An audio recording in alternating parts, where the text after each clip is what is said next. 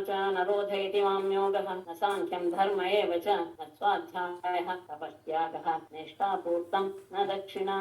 ಸಾಧು ಸಂಘದ ಮಹಿಮೆ ಏನು ಅನ್ನೋದನ್ನ ಹೇಳಿದ ಮೇಲೆ ಕರ್ಮದ ಅನುಷ್ಠಾನ ಅದು ಪ್ರಧಾನ ಅಲ್ಲ, ಅದೇನು ನನ್ನನ್ನ ಪಡಿಸುವಂಥದ್ದು ಅಲ್ಲ ಅನ್ನೋದನ್ನ ಕರ್ಮಾನುಷ್ಠಾನವನ್ನ ಹೇಳಿ ಅದ್ಯಾವುದು ಏನು ನನ್ನನ್ನು ಸಂತೋಷ ಪಡಿಸೋದಲ್ಲ. ಯಾಕೆಂದ್ರೆ ಹಿಂದೆ ಹೇಳಿದ ಹಾಗೆ ಶಬ್ದ ಬ್ರಹ್ಮಣೆ ನಿಷ್ಣಾತ ಇದ್ದ ಹಾಗೆ ಆ ಶಾಸ್ತ್ರಗಳನ್ನು ಓದಿದ್ರೆ ಪ್ರಯೋಜನ ಇಲ್ಲ. ಆ ಶಾಸ್ತ್ರದಲ್ಲಿ ಹೇಳಿರೋದನ್ನ ಜೀವನದಲ್ಲಿ ಅಳವಡಿಸಿಕೊಳ್ಳುವಂತಹವನೇ ನನಗೆ ಬಹಳ ಪ್ರೀತಿ ಪಾತ್ರನಾಥನು. ಕರ್ಮಾನುಷ್ಠಾನ ಮಾಡ್ತಾ ಮಾಡ್ತಾ ನನ್ನಲ್ಲಿಯೇ ಮನಸ್ಸನ್ನು ತೊಡಸ್ಕೊಂಡ್ರೆ ಆ ಕರ್ಮಾನುಷ್ಠಾನಕ್ಕೂ ಒಂದು ಬೆಲೆ, ಮತ್ತೆ ಆತನ ಕರ್ಮಕ್ಕೆ ಅದು ಒಂದು ಸಾರ್ಥಕತೆ. ಹೀಗೆ ಇಟ್ಕೊಂಡು ಯಾವ್ದ್ಯಾವುದು ಸಹ ನನ್ನನ್ನ ಅಷ್ಟು ಸುಲಭವಾಗಿ ಹೊಲಿಸ್ಕೊಳಕ್ ಆಗಲ್ಲ ಅನ್ನೋದನ್ನ ಸುಮಾರು ವಿಷಯದಲ್ಲಿ ಎರಡು ಶ್ಲೋಕಗಳಲ್ಲಿ ಅದನ್ನು ಹೇಳಿ ಆಮೇಲೆ ಸತ್ಸಂಗದ ಬಲ ಎನ್ನುವುದು ಹೇಗೆ ಅನ್ನೋದನ್ನು ಮತ್ತೆ ವಿಶೇಷವಾಗಿ ತಗೊಂಡಿದ್ದಾರೆ. ಯೋಗ ಸಾಂಖ್ಯಂ ಧರ್ಮ ಏವಚ ಬೇಡ ನ ರೋಧಯತಿ ಎಲ್ಲದಕ್ಕೂ ಇದೆ. ಹಾಗಾದ್ರೆ ಒಂದು ತಗೊಳ್ಳಿ. ಯೋಗ ನ ರೋಧಯತಿ ನ ಸಾಂಖ್ಯಂ ಧರ್ಮ ಏವಚ ನ ಸ್ವಾಧ್ಯಾಯ ತಪಃ ತ್ಯಾಗಃ ನ ಇಷ್ಟಾಪೂತಂ ನ ದಕ್ಷಿಣ. ಎಲ್ಲ ಕಡೆ ನ ಇರೋದ್ರಿಂದ ಅದಕ್ಕೆ ಮಾಡ್ತಾರೆ. ನನ್ನನ್ನ ಯೋಗ ಅಂದ್ರೆ ಯಾವ್ದು ಹಾಗಾದ್ರೆ ಅಂದ್ರೆ ಮುಂದೆ ಹೇಳ್ತಾನೆ ಸತ್ಸಂಗ ಅನ್ನೋದು ನನಗೆ ಬಹಳ ಪ್ರಧಾನ. ಇದು ಯಾವುದು ಅಲ್ಲ. ಯೋಗ ಪ್ರಾಣಾಯಾಮಾದಿ ಯೋಗಗಳಾಗಲಿ ನನ್ನನ್ನ ವಶಪಡಿಸಿಕೊಳ್ಳೋದಕ್ಕೆ ಸಾಧ್ಯ ಇಲ್ಲ. ನ ಸಾಂಖ್ಯಂ ತತ್ವವನ್ನ ತಿಳಿಸುವಂತಹ 25 ತತ್ವಗಳನ್ನು ತಿಳಿಸುವಂತದ್ದು ಸಂಖ್ಯಾ ಇರೋದ್ರಿಂದ ಅದಕ್ಕೆ ಸಾಂಖ್ಯ ಅಂತ ಹೇಳ್ತಾರೆ. ಹಾಗಾಗಿ ಸಂಖ್ಯೆಯನ್ನ ತತ್ವ 25 ತತ್ವಗಳನ್ನು ತಿಳಿಸುವಂತಹ ಸಾಂಖ್ಯ ಶಾಸ್ತ್ರವಾಗಲಿ ಅದನ್ನ ಆರಾಧಿಸುವಂತಹದ್ದಾಗಲಿ ಧರ್ಮ ಏಮಚ ಧರ್ಮದಿಂದ ನಡೆಯೋದು ಅಹಿಂಸಾದಿ ಧರ್ಮಗಳನ್ನ ಇಟ್ಕೊಂಡವನಾಗಲಿ ಅಷ್ಟೇ ಅಲ್ಲ. ಸ್ವಾಧ್ಯಾಯ ಅಂದ್ರೆ ವೇದ ಪಾರಾಯಣ ಅನ್ನೋದನ್ನ ಸ್ವಾಧ್ಯಾಯ ಅನ್ನೋದ್ರಿಂದ ಯಾವಾಗಲೂ ಹೇಳ್ತಾರೆ. ಅಂತಹ ವೇದವನ್ನ ಜಪ ಮಾಡುವುದಾಗಲಿ, ಮತ್ತೆ ತಪಃ ಕಠಿಣವಾದಂತಹ ತಪಸ್ಸು, ತ್ಯಾಗ ಅಂದ್ರೆ ಎಲ್ಲವನ್ನು ತ್ಯಾಗ ಮಾಡುವಂತಹ ಸನ್ಯಾಸ, ಹಾಗೆ ನ ಇಷ್ಟಾಪೂರ್ತಂ ಹಿಂದೆ ಹೇಳಿದಂತಹ ಇಷ್ಟಾಪೂರ್ತ ಕರ್ಮ ಇದೆಯಲ್ಲ ಅವುಗಳಾಗಲಿ ಎಲ್ಲ ನ ದಕ್ಷಿಣ ದಾನ ಕೊಡುವಂತಹ ಕರ್ಮವಾಗಲಿ ಯಾವುದು ಸಹ ನನಗೆ ನನ್ನನ್ನ ವಶಪಡಿಸಿಕೊಳ್ಳುತ್ತಿಲ್ಲ. ವೇದ ಪಾರಾಯಣ ಆಗ್ಬಹುದು, ಕೃಚ್ಛಾದಿ ತಪಸ್ಸು, ಸನ್ಯಾಸ, ಅಗ್ನಿಹೋತ್ರಮಲ್ಲಾದಂತಹ ಪೂರ್ತ ಇಷ್ಟಕರ್ಮ, ಪಾಪಿಕೂಟ ನಿರ್ಮಾಣ ಮಾಡುವಂತಹ ಪೂರ್ತ ಕರ್ಮ, ದಾನ ಮೊದಲಾದಂತಹ ಪುಣ್ಯತ್ಯಗಳಿಗೂ ಸಹ ನಾನು ಒಲಿಯುವನಲ್ಲ. ವ್ರತಾನಿ ಯಜ್ಞಶ್ಚಂದಾಂಸಿ ತೀರ್ಥಾನಿ ನಿಯಮ ಯಮಾಹ ಯಥಾ ವರುಂಧೆ ಸತ್ಸಂಗಃ ಸರ್ವಸಂಗಾಪಹೋಹಿ ಮಾಂ. ಸತ್ಸಂಗ ಎನ್ನುವುದು ಹೇಗೆ ನನ್ನನ್ನ ಹಿಡಿದಿಟ್ಕೊಂಡ್ಬಿಡುತ್ತೋ ಹಾಗೆ ಯಾವುದು ಸಹ ಸರ್ವಸಂಗಾಪಹ ಸತ್ಸಂಗಃ ಮಾಂ ಯಥಾ ಅವರುಂಧೆ ತಥಾ ಅಂತಿಟ್ಕೊಂಡು ವ್ರತಾನಿ ಯಜ್ಞಃ ಛಂದಾಂಸಿ ತೀರ್ಥಾನಿ ನಿಯಮಾಹ ಯಮಾಹ ನ ಸರ್ವಸಂಗಾಪಹ ಎಲ್ಲ ಅಂದ್ರೆ ಬೇರೆಯ ಸಹವಾಸದಿಂದ ಉಂಟಾಗುವಂತಹ ಎಲ್ಲ ದುಃಖವನ್ನು ಹೋಗಲಾಡಿಸುವಂತಹ ಸತ್ಸಂಗ ಸಂಗವು ಮಾತ್ರ ಮಾಂ ಯಥಾ ಅವರುಂತೆ ನನ್ನನ್ನ ಹೇಗೆ ವಶಪಡಿಸಿಕೊಂಡ್ಬಿಡುತ್ತೋ. ಸಜ್ಜನ ಸಹವಾಸ ಮಾಡಿದ ತಕ್ಷಣ ನಾವು ಮಾಡಿದಂತಹ ಉಳಿದ ಸಹವಾಸದಿಂದ ಉಂಟಾದ ಯಾವ ದೋಷಗಳಿವೆಯೋ ಆ ದೋಷಗಳೆಲ್ಲವೂ ಸಹ ಸುಟ್ಟು ಭಸ್ಮವಾಗಿ ಬಿಡುತ್ತೆ. ಅಂತಹದ್ದು ಸತ್ಸಂಗದ ಪ್ರಭಾವ. ಅಂತಹ ಸತ್ಸಂಗ ಸತ್ಸಂಗ ಅಂದ್ರೆ ಈಗಿನ್ನು ಹೇಳಿದೆ ಭಗವಂತನನ್ನ ಯಾವಾಗ್ಲೂ ಸಹ ಅವನ ನೆನಪಿನಲ್ಲಿಯೇ ಇರೋದು ಆತನ ಸಹವಾಸ ಅಂತ ಅರ್ಥ. ಇನ್ನೊಂದು ಭಗವದ್ಭಕ್ತರ ಸಹವಾಸ ಹೇಗೆ ಹೇಳಿರ್ತೋ ಹಾಗೆ ವ್ರತಾನಿ ಅಂದ್ರೆ ಏಕಾದಶ ದಶಿ ಉಪವಾಸಾದಿ ವ್ರತಗಳಾಗ್ಲಿ, ಯಜ್ಞಗಳಾಗ್ಲಿ, ಚಂದಾಂಸಿ ಮಂತ್ರಗಳಾಗ್ಲಿ, ತೀರ್ಥಾನಿ ಗಂಗಾದಿ ತೀರ್ಥ ಕ್ಷೇತ್ರಗಳಿಗೆ ಹೋಗ್ತೀವಲ್ಲ ಅವುಗಳಾಗ್ಲಿ, ನಿಯಮಾಹ ಯಮಾಹ ಅಷ್ಟಾಂಗಗಳ ಭೇದಗಳಾದಂತಹ ನಿಯಮಗಳು ಇವು ಯಾವುದೂ ಸಹ ನನ್ನನ್ನ ಆದರೆ ಸತ್ಸಂಗ ಮಾತ್ರ ನನ್ನನ್ನ ಪೂರ್ತಿಯಾಗಿ ತನ್ನ ಕಡೆಗೆ ಎಳೆದುಕೊಂಡು ಬಿಡುತ್ತೆ. ಯಾಕೆ ಅಂದ್ರೆ ಆ ಸತ್ಸಂಗ ಎನ್ನುವುದು ಎಂಥೆಂಥವ್ರನ್ನ ಉದ್ಧಾರ ಮಾಡ್ಬಿಟ್ಟಿದೆ ಅಂದ್ರೆ ಆ ಸತ್ಸಂಗ ಎನ್ನುವ ಶಬ್ದಕ್ಕೆ ಇಲ್ಲಿ ಭಗವಂತನ ಸಂಘ ಅಂತಾನೆ ಅರ್ಥ ಮಾಡ್ಕೊಳ್ಳೋದು ಒಳ್ಳೆಯದು. तत्सङ्गेन हि दैतेयाः धातुदानाः मृगाः खगाः गन्धर्वाप्सरसो नागाः पिताः चारणभृत्यकाः विद्याधराः मनुष्येषु वैश्याः शूद्राः स्त्रियो अन्त्यजाः रजस्तमः प्रकृतयः तस्मिन् युगे अनघा तत्सङ्गेन दैतेयाः यातुधानाः मृगाः खगाः गन्धर्वाप्सरसः नागाः सिद्धाः चारणगुह्यकाः विद्याधराः मनुष्येषु वैश्याः शूद्राः स्त्रियः अन्त्यजाः रजस्तमः प्रकृतयः तस्मिन् युगे ಬಹವಃ ಮತ್ಪ್ರದಂ ಪ್ರಾಪ್ತಾಹ ಅಂತ ಮುಂದೆ ಇಂಥ ಎಷ್ಟೋ ಜನ ನನ್ನ ಸ್ಥಾನವನ್ನು ಹೊಂದಿದ್ದಾರೆ. ಯಾವುದರಿಂದ? ಅನಘ ಅಂದ್ರೆ ಪವಿತ್ರಾತ್ಮನಾದ ಉದ್ಧವನೇ ಸತ್ಸಂಗದ ಬಲದಿಂದ ದೈತ್ಯಾಹ ದೈತ್ಯರು ಯಾತುಧಾನಾಹ ರಾಕ್ಷಸರು ಮೃಗಾಹ ಖಗಾಹ ಮೃಗಗಳು ಪಕ್ಷಿಗಳು ಅಂದ್ರೆ ಎಷ್ಟೋ ಯಾವ್ಯಾವ ಇದರಲ್ಲಿ ಯೋನಿಯಲ್ಲಿದ್ರು ಅವುಗಳು ಎಲ್ಲೂ ಅಂತ ಅರ್ಥ. ಅಷ್ಟೇ ಅಲ್ಲ, ಗಂಧರ್ವಾಪ್ಸರಸಾಹ ಗಂಧರ್ವರು ಅಪ್ಸರೆಯರು ನಾಗಾಹ ನಾಗರು ಸಿದ್ಧಾಹ ಚಾರಣಗುಹ್ಯಕಾಹ ಸಿದ್ಧರು ಚಾರಣರು ಗುಹ್ಯಕರು ವಿದ್ಯಾಧರಾಹ ವಿದ್ಯಾಧರರು ಅಷ್ಟೇ. ಮನುಷ್ಯೇಷು ಮನುಷ್ಯರಲ್ಲಿ ವೈಶ್ಯಾಹ ಶೂದ್ರಾಹ ಸ್ತ್ರೀಯಃ ಅಂತ್ಯಜಾಹ ವೈಶ್ಯರು ಶೂದ್ರರು ಸ್ತ್ರೀಯರು ಮತ್ತು ಅಂತ್ಯಜರು ಸಹ. ಮತ್ತೆ ರಜಸ್ತಮಃ ಪ್ರಕೃತಯಃ ಮತ್ತೆ ತಸ್ಮಿನ್ ಯುಗೆ ಅದನ್ನ ಸ್ವಲ್ಪ ಬದಲಾವಣೆ ಮಾಡ್ಕೊಳ್ಳಿ. ತಸ್ಮಿನ್ ಯುಗೆ ರಜಸ್ತಮಃ ಪ್ರಕೃತಯಃ ಆ ಯುಗಗಳಲ್ಲಿ ಯಾರು ರಜೋಗುಣ ತಮೋಗುಣ ಭೂಯಿಷ್ಠರಾಗಿರ್ತಾರೋ ಸ್ವಭಾವವನ್ನು ಹೊಂದಿರ್ತಾರೋ ಅವರೆಲ್ಲರೂ ಸಹ ಬಹವಃ ಮತ್ಪ್ರದಂ ಪ್ರಾಪ್ತಾಹ ಅಲ್ಲಿ ಜನ ಮುಂದಿನ ಶ್ಲೋಕದಲ್ಲಿ ಆಗ್ತದ ಇದು ಅನೇಕ ಜನ ನನ್ನ ಪಾದವನ್ನ ಸೇರಿಕೊಂಡು ಬಿಟ್ಟಿದ್ದಾರೆ. ಮತ್ತೆ ಅಷ್ಟೇ ಅಲ್ಲ, ಇನ್ನೂ ಅಂತಿದ್ದಾರೆ. ಅದರಿಂದ ಮುಂದೆ ಅದು ಅನ್ವಯ ಬ್ರಹ್ಮವೋ ಮತ್ಪದಂ ಪ್ರಾಪ್ತಾಹ ಸ್ವಾಷ್ಟ್ರ ಕಾಯಾಧವಾದಯಃ ವೃಷಪರ್ವಾ ಬಲಿರ್ಬಾಣಃ ಮಯಶ್ಚಾಥ ವಿಭೀಷಣಃ ಸುಗ್ರೀವೋ ಹನುಮಾನ್ ವೃಕ್ಷಃ ಗಜೋ ವೃದ್ಧೋ ವಣಿಕ್ಪಥಃ ವ್ಯಾಧಃ ಕುಬ್ಜಾ ವ್ರಜೇ ಗೋಪ್ಯಃ ಯಜ್ಞಪತ್ನ್ಯಃ ತಥಾ ಪರೇ ಸ್ವಾಷ್ಟ್ರ ಕಾಯಾಧವಾದಯಃ ವೃಷಪರ್ವಾ ಬಲಿಃ ಬಾಣಃ ಅಥ ಚ ಮಯಃ ವಿಭೀಷಣಃ ಸುಗ್ರೀವಃ ಹನುಮಾನ್ ವೃಕ್ಷಃ ಗಜಃ ವೃದ್ಧಃ ವಣಿಕ್ಪಥಃ ವ್ಯಾಧಃ ಕುಬ್ಜಾ ವ್ರಜೇ ಗೋಪ್ಯಃ ತಥಾ ವ್ರಜ ಯಜ್ಞಪತ್ನ್ಯಃ ತಥಾ ಅಪರೇ ಮತ್ಪದಂ ಬಹವಃ ಮತ್ಪದಂ ಪ್ರಾಪ್ತಾಹ. ಅದು ಹಿಂದಕ್ಕೂ ಅನ್ವಯ ಮುಂದಿಂದಕ್ಕೂ ಅನ್ವಯ. ಹಿಂದೆ ಹೇಳಿದಂತಹವರು ಸಹ ನನ್ನ ಸ್ಥಾನವನ್ನು ಹೊಂದಿದ್ದಾರೆ, ಮುಂದೆ ಹೇಳುವವರು ಸಹ ನನ್ನ. ಸ್ವಾಷ್ಟ್ರ ಅಂದ್ರೆ ವೃತ್ರಾಸುರ, ದಾಯಾದವ ಅಂದ್ರೆ ಕೈಯಾಧನ ಮಗನಾದ ಪ್ರಹ್ಲಾದ, ಆದಯ ಅಂದ್ರೆ ಅವರೇ ಮೊದಲಾದಂತವರು, ವೃಷಪರ್ವ ರಾಜನ, ಬಲಿಹಿ ಬಾಣಃ ಮಯಃ ವಿಭೀಷಣ ಗೊತ್ತಿದೆ, ಸುಗ್ರೀವ ಹನುಮಾನ್, ವೃಕ್ಷಃ ಅಂದ್ರೆ ಜಾಂಬವಂತ, ಆಮೇಲೆ ಗಜಃ ಗಜೇಂದ್ರ, ಧೃತ್ರಃ ಅಂದ್ರೆ ಜಟಾಯು, ವಣಿಕ್ಪಥಃ ಅಂದ್ರೆ ತುಲಾಧಾರ ಎನ್ನುವಂತಹ ಒಬ್ಬ ವೈಶ್ಯ, ಆಮೇಲೆ ವ್ಯಾಧ ಅಂದ್ರೆ ಧರ್ಮವ್ಯಾಧ, ಕುಬ್ಜ ಗೊತ್ತಾಗಿದೆ, ಆಮೇಲೆ ವ್ರಜೇ ಗೋಪ್ಯ ಗೋಕುಲದಲ್ಲಿದ್ದಂತಹ ಗೋಪಿಯರು, ಯಜ್ಞಪತ್ನ್ಯ ಅಂದ್ರೆ ಬಂತಲ್ಲ ಯಜ್ಞ ದೀಕ್ಷಿತರಾಗಿದ್ದಂತಹ ವಿಪ್ರರ ಪತ್ನಿಯರು, ತಥಾ ಅಪರೆ. ಅಷ್ಟೇ ಅಲ್ಲ, ಇನ್ನು ಅನೇಕರು ಈ ಸಾಧು ಸಂಘದಿಂದ ನನ್ನ ಸ್ಥಾನವನ್ನು ಹೊಂದಿಬಿಟ್ಟಿದ್ದಾರೆ. ಅಲ್ಲ, ಅವರೆಲ್ಲ ತುಂಬಾ ತಪಸ್ಸು ಇತ್ಯಾದಿ ಮಾಡಿರ್ಬೋದಲ್ಲ ಅಂದ್ರೆ ಏನೂ ಮಾಡಿಲ್ಲ. ತೇನಾಧೀತ ಶ್ರುತಿಗಣಾಃ ನೋಪಾಸಿತ ಮಹತ್ತಮಾಃ ಔರತಾ ತಪ್ತ ತಪಸಃ ತತಂಗಾತ್ ಮಾಂ ಉಪಾಗತಾಃ. ತೇ ನ ಅಧೀತ ಶ್ರುತಿಗಣಾಃ ನ ಉಪಾಸಿತ ಮಹತ್ತಮಾಃ ಔರತಾ ತಪ್ತ ತಪಸಃ ತತಂಗಾತ್ ಮಾಂ ಉಪಾಗತಾಃ. ತೇ ಅವರು ಯಾರು ಸಹ ನ ಅಧೀತ ಶ್ರುತಿಗಣಾಃ ವೇದರಾಶಿಯನ್ನು ಯಾರೂ ಅಧ್ಯಯನ ಮಾಡಿದವರಲ್ಲ, ನ ಉಪಾಸಿತ ಮಹತ್ತಮಾಃ ಮಹಾತ್ಮರನ್ನ ಸೇವಿಸಿದವರು ಸಹ ಅಲ್ಲ, ಔರತಾ ತಪ್ತ ತಪಸಃ ವ್ರತವನ್ನಾಗಲಿ ತಪಸ್ಸನ್ನಾಗಲಿ ಆಚರಿಸಿದವರಲ್ಲ. ಆದರೆ ಸತ್ಸಂಗ ಕೇವಲ ಸತ್ಸಂಗದಿಂದಲೇ ಅಂದ್ರೆ ನನ್ನ ಭಕ್ತರ ಸಂಪರ್ಕದಿಂದಲೇ ಮಾಂ ಇವರಿಂದ ನನ್ನನ್ನು ಪಡೆದು. ಇವರಿಗೆಲ್ಲ ಇದ್ದಿದ್ದೇನು? ಒಳ್ಳೆಯ ಜನರ ಸಜ್ಜನರ ಭಗವದ್ಭಕ್ತರ ಸಹ ಹೇಗಿದ್ದಿದ್ದರಿಂದ ಇವರೆಲ್ಲರೂ ಸಹ ನನ್ನನ್ನು ಹೊಂದಿಬಿಟ್ಟು. ಇವ್ರು ಯಾವ ವೇದವನ್ನು ಓದಿಲ್ಲ, ಯಾವ ಮಹಾತ್ಮರ ಸೇವೆಯನ್ನು ಮಾಡಿಲ್ಲ, ಏನೂ ಮಾಡಿಲ್ಲ. ಕೇವಲೇನ ಹಿ ಭಾವೇನ ಗೋಪ್ಯೋ ಗಾವೋ ನಗ ಮೃಗಾಃ ಏನ್ಯೇ ಮೂಢಧಿಯೋ ನಾಗಾಃ ಸಿದ್ಧಾಃ ಮಾಂ ಇಹು ಅಂದಿಸ. ಕೇವಲೇನ ಭಾವೇನ ಗೋಪ್ಯ ಗೋಪ್ಯಃ ಗಾವಃ ನಗಾಃ ಮೃಗಾಃ ಯೇ ಅನ್ಯೇ ಮೂಢಧೀಯಃ ನಾಗಾಃ ಸಿದ್ಧಾಃ ಮಾಂ ಅಂಜಸಾ ಏವೋ.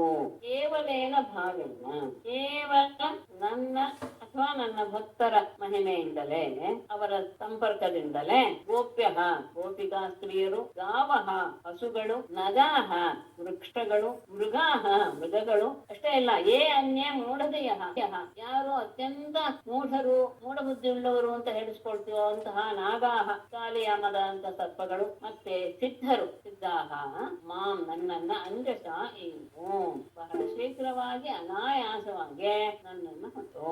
ಇದು ಕೇವಲ ಏನು ಒಂದೊಂದು ಪ್ರಶ್ನೆ ಇದೆಯಾ? ಎಲ್ಲರೂ ಸಹ ಸತ್ಸಂಗ ಅಂದ್ರೆ ನನ್ನ ಸಹವಾಸ ಅಥವಾ ನನ್ನ ಭಕ್ತರ ಸಹವಾಸ, ಇದಿಷ್ಟನ್ನ ಮಾಡ್ತಾನೆ.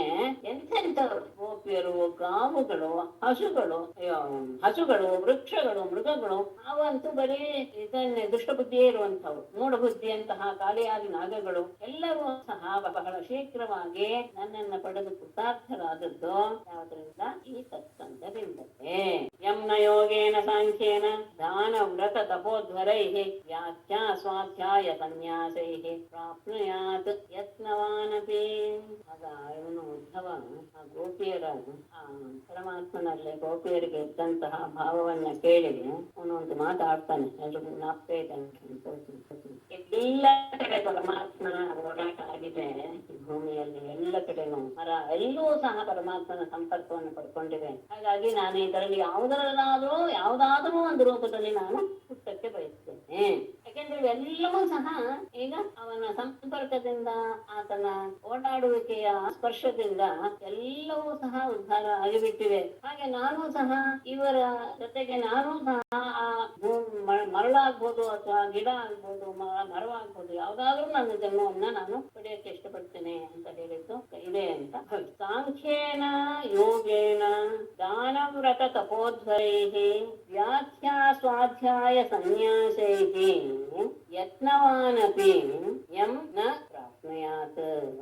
ಅವರು ಸತ್ಸಂಗದಿಂದ ಹೊಲಿದ್ದಾರೆ ಅಂತ ಹಿಂದೆ ತಂದು ಸಾಂಖ್ಯೇನ ಯೋಗೇನ, ಸಾಂಖ್ಯದಿಂದಲಾಗಲಿ ಯೋಗದಿಂದಲಾಗಲಿ, ದಾನ ವ್ರತ ತಪೋಧ್ವರೈಹಿ, ದಾನ ವ್ರತ ತಪಸ್ಸು ಅಧ್ವರ ಯಾಗ ಇವುಗಳಿಂದಲಾಗಲಿ, ಆಮೇಲೆ ವ್ಯಾಖ್ಯಾ ಸ್ವಾಧ್ಯಾಯ ಸನ್ಯಾಸೈಹಿ, ಅಧ್ಯಾಪನ ಅಧ್ಯಯನ ಮತ್ತು ಸನ್ಯಾಸ ಇವುಗಳಿಂದಲಾಗಲಿ, ಯತ್ನವಾನಪಿ ಬಹಳ ಪ್ರಯತ್ನ ಮಾಡಿದವರಿಗೂ ಸಹ ಯಂ ನ ಪ್ರಾಪ್ನ, ಯಾವ ನನ್ನನ್ನು ಹೊಂದೋದಿಕ್ಕೆ ಆಗೋದಿಲ್ವೋ ಅವರೆಲ್ಲರೂ ಸಹ ನನ್ನನ್ನ ಸತ್ಸಂಗದ ಮಹಿಮೆಯಿಂದ ಇವರೆಲ್ಲರೂ ಪಡೆದು ಬಿಟ್ಟಿದ್ದಾರೆ.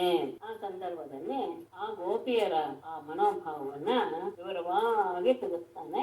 ತಿಳಿಸಿದ ಮೇಲೆ ಅದಕ್ಕೂ ಸಂದೇಹ ಸ್ವಲ್ಪವೂ ಇರೋದಿಲ್ಲ ಅಂತ ನಾನು ಭಾವಿಸ್ತೇನೆ. ಅಂದ್ರೆ ಇದೆಲ್ಲವೂ ಸಹ ಪರಮಾನನ್ನ ಹೊಂದೋದಕ್ಕೆ ಮಾಡೋದು, ಸಾಂಖ್ಯವಾಗ್ಬೋದು, ಯೋಗವಾಗ್ಬೋದು, ದಾನ ವ್ರತ ತಪಸ್ಸು ಯಾಗ ಎಲ್ಲವೂ ಸಹ ಅಧ್ಯಯನ ಅಧ್ಯಾಪನ, ಪ್ರತಿಯೊಂದು ಪುಣ್ಯ ಕಾರ್ಯವನ್ನು ಮಾಡೋದು ಯಾಕೆ? ಪರಮಾತ್ಮನನ್ನು ಹೊಂದಬೇಕು ಅನ್ನೋದು. ಆದರೆ ಬಹಳ ಪ್ರಯತ್ನ ಪಟ್ಟು ಇದನ್ನೆಲ್ಲ ಮಾಡಿದವರು ಸಹ ನನ್ನನ್ನ ಹೊಂದೋದಕ್ಕೆ ಅಸಂಭವ. ಅಂತಹ ನನ್ನನ್ನ ಇವರೆಲ್ಲರೂ ಬಹಳ ಸುಲಭವಾಗಿ ಹೊಂದಬೇಕು. ರಾಮೇಣ ಸಾರ್ಥಂ ಮಥುರಾಂ ಪ್ರಣೀತೆ ಪಾಫಲ್ಕಿನ ಮೈ ಅನುರಕ್ತ ಚಿತ್ತಾಃ ವಿಗಾಢಭಾವೇನ ನಮೇ ವಿಯೋಗ ತೀವ್ರಾಧಯೋನ್ಯಂ ದದೃಶುಃ ಕಾಯ.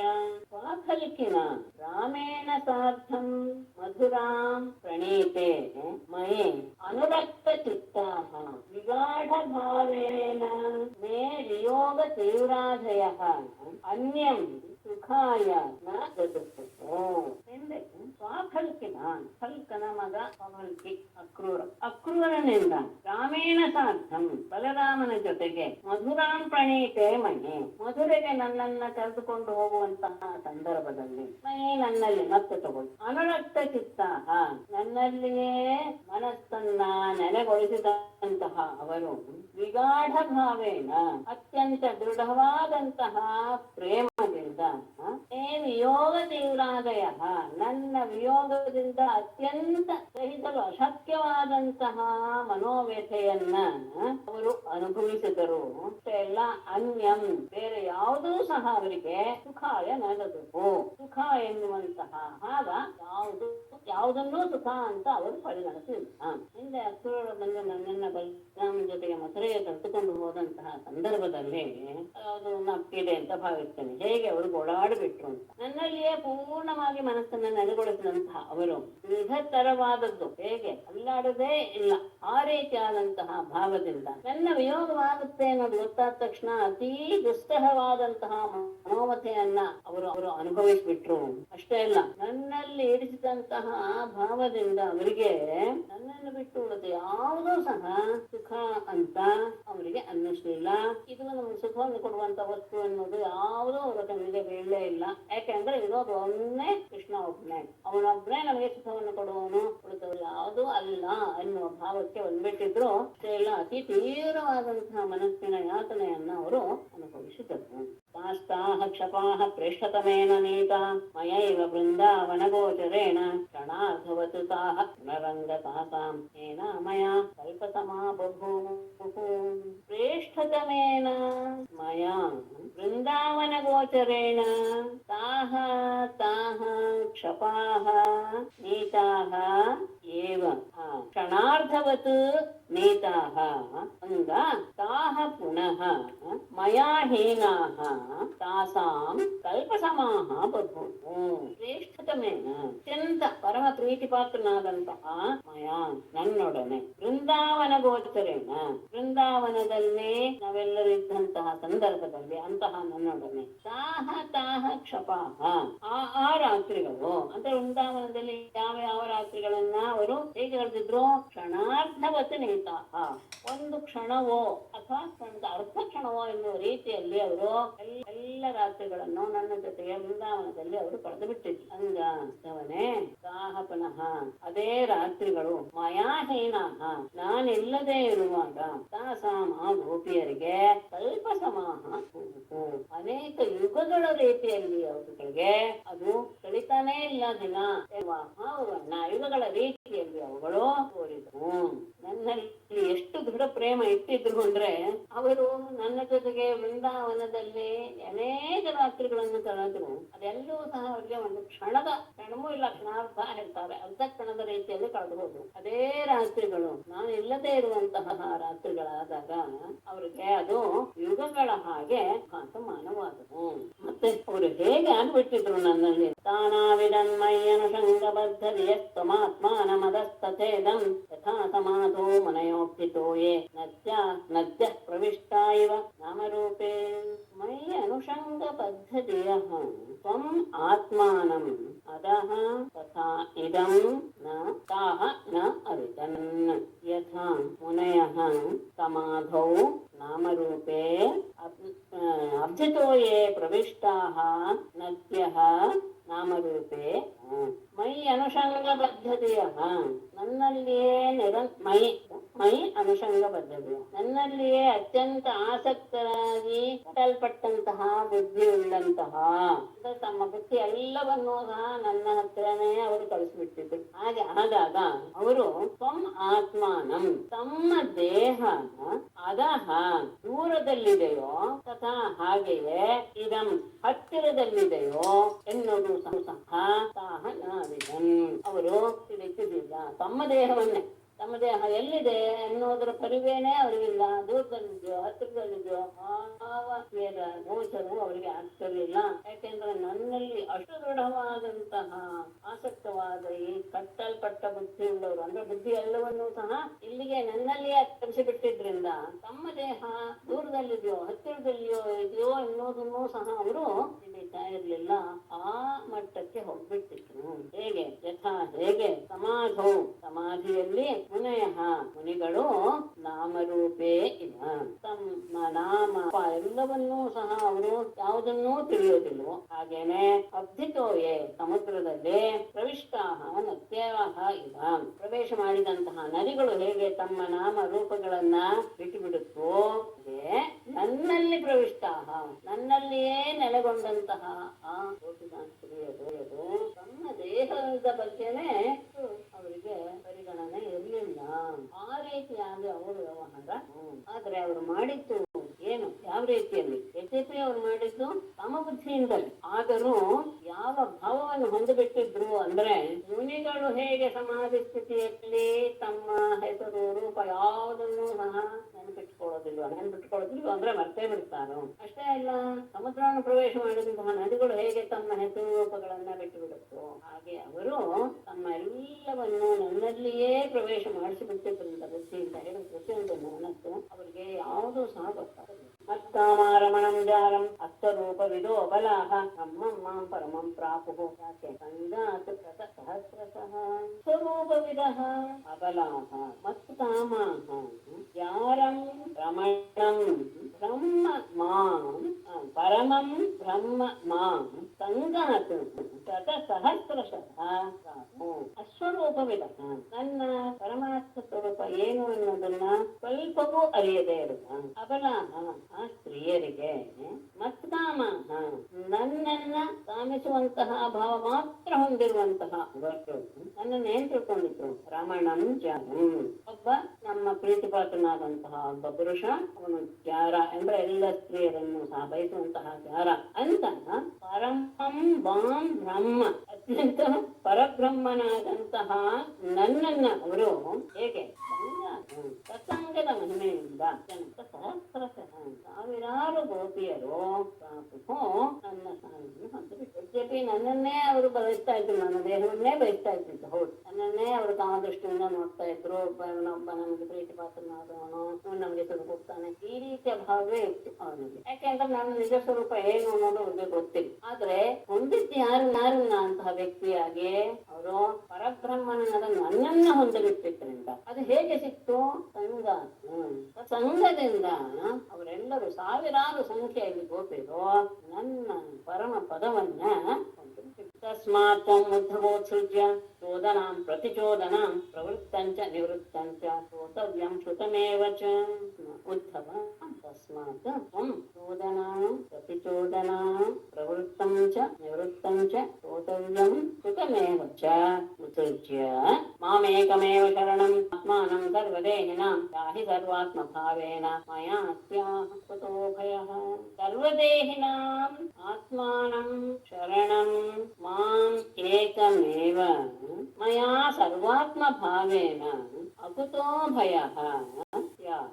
ಸರ್ವಾತ್ಮ ಭಾವೇನ ಯಾಹಿ, ಇದೊಂದು ಬಿಟ್ಟು ಹೋಯ್ತಿಲ್ಲ. ಸರ್ವಾತ್ಮ ಭಾವೇನ ಯಾಹಿ ಮಯಾ ಅಕುತೋ ಭಯಃ ಯಾಹ ಇತ್ತಸ್ಮಾತ್. ಆದ್ದರಿಂದ ಉದ್ಧವನೇ ತ್ವಂ ನೀನು ಚೋದನಾಂ ಪ್ರತಿಚೋದನಾಂ, ಚೋದನ ಅಂದ್ರೆ ಹೀಗೆ ನಡಿಬೇಕು ಎನ್ನುವಂಥದ್ದು ವಿಧಿ, ಪ್ರತಿಚೋದನಾಂ ನಿಷೇಧ, ಹೀಗೆ ನಡಿಬೇಕು ಹೀಗೆ ನಡಿಬಾರ್ದು ಎನ್ನುವಂತಹ ವೇದವಾಕ್ಯ. ಹಾಗೇನೆ ಪ್ರವೃತ್ತಂಚ ನಿವೃತ್ತಂಚ, ಇದು ಲೌಕಿಕದಲ್ಲಿ ಪ್ರವೃತ್ತಿ ಮಾರ್ಗ, ಇದು ನಿವೃತ್ತಿ ಮಾರ್ಗ ಅಂದ್ರೆ ಕರ್ಮ ಮಾರ್ಗ, ಜ್ಞಾನ ಮಾರ್ಗ. ಇದು ಶ್ರೋತವ್ಯಂ, ಇದನ್ನೆಲ್ಲ ನಾನು ಕೇಳಬೇಕು ಎನ್ನುವಂತಹ, ಶ್ರುತಮೇವ ಇಷ್ಟೆಲ್ಲ ನಾನು ತಿಳ್ಕೊಂಡಿದ್ದೇನೆ ಎನ್ನುವುದಾಗಲಿ, ಇದೆಲ್ಲವನ್ನೂ ಸಹ ಬಿಟ್ಟು ಮಾಂ ಸರ್ವದೇಹಿನಾಂ ಆತ್ಮಾನಂ, ಎಲ್ಲ ದೇಹಿಗಳ ಜೀವಿಗಳ ಆತ್ಮಸ್ವರೂಪನಾದ ಮಾಂ ಏಕಮೇವ ನನ್ನೊಬ್ಬನನ್ನೇ ಶರಣಂ ಆಶ್ರಯನಾಗಿ ಸರ್ವಾತ್ಮ ಭಾವೇನ, ಅದು ಬಹಳ ಇವನೇ ಎಲ್ಲರಲ್ಲಿರುವಂತಹ ಆತ್ಮ ಎನ್ನುವ ಭಾವದಿಂದ ಯಾಹಿ ನನ್ನನ್ನು ಹೊಂದು ಮಯ ನನ್ನಿಂದ ನೀನು ಅಕುತೋ ಭಯ ತ್ಯಾಹ, ನೀನು ಭಯರಹಿತನಾಗಿ ನಿರ್ಭಯನಾಗಿ ಅವನಿಗೆ ಹೇಳೋದು. ಹಾಗಾಗಿ ಈ ವಿಧಿ ನಿಷೇಧ ಆಗಲೇ, ಚೋದನ ಅಂದ್ರೆ ವೇದ, ಪ್ರತಿಚೋದನ ಅಂದ್ರೆ ಅದರ ಹಾಗೆಯೇ ಹೇಳುವಂತಹ ಶಾಸ್ತ್ರ ಸ್ಮೃತಿ, ಇವುಗಳೆಲ್ಲವೂ ಸಹ ಅಂದ್ರೆ ವಿಧಿ ನಿಷೇಧ ಇವೆಲ್ಲವನ್ನೂ ಸಹ ಬಿಟ್ಟು ಬಿಡು.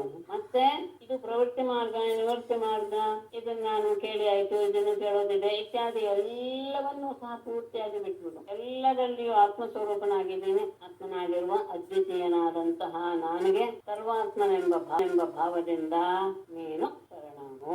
ಮುಂದೆ ಬಂತಲ್ಲ ಭಗವದ್ಗೀತೆಯ ಒಂದು ವಾಕ್ಯ, ಸರ್ವಧರ್ಮಾನ್ ಪರಿತ್ಯಜ್ಯ ಮಾಮೇಕಂ ಶರಣಂ ವ್ರಜ. ನಾನೇನ್ ಮಾಡ್ತೇನೆ? ಅಹಂ ತ್ವಾ ಸರ್ವ ಪಾಪೇಭ್ಯಃ ಮೋಕ್ಷಯಿಷ್ಯಾಮಿ ಮಾ ಶುಚಃ.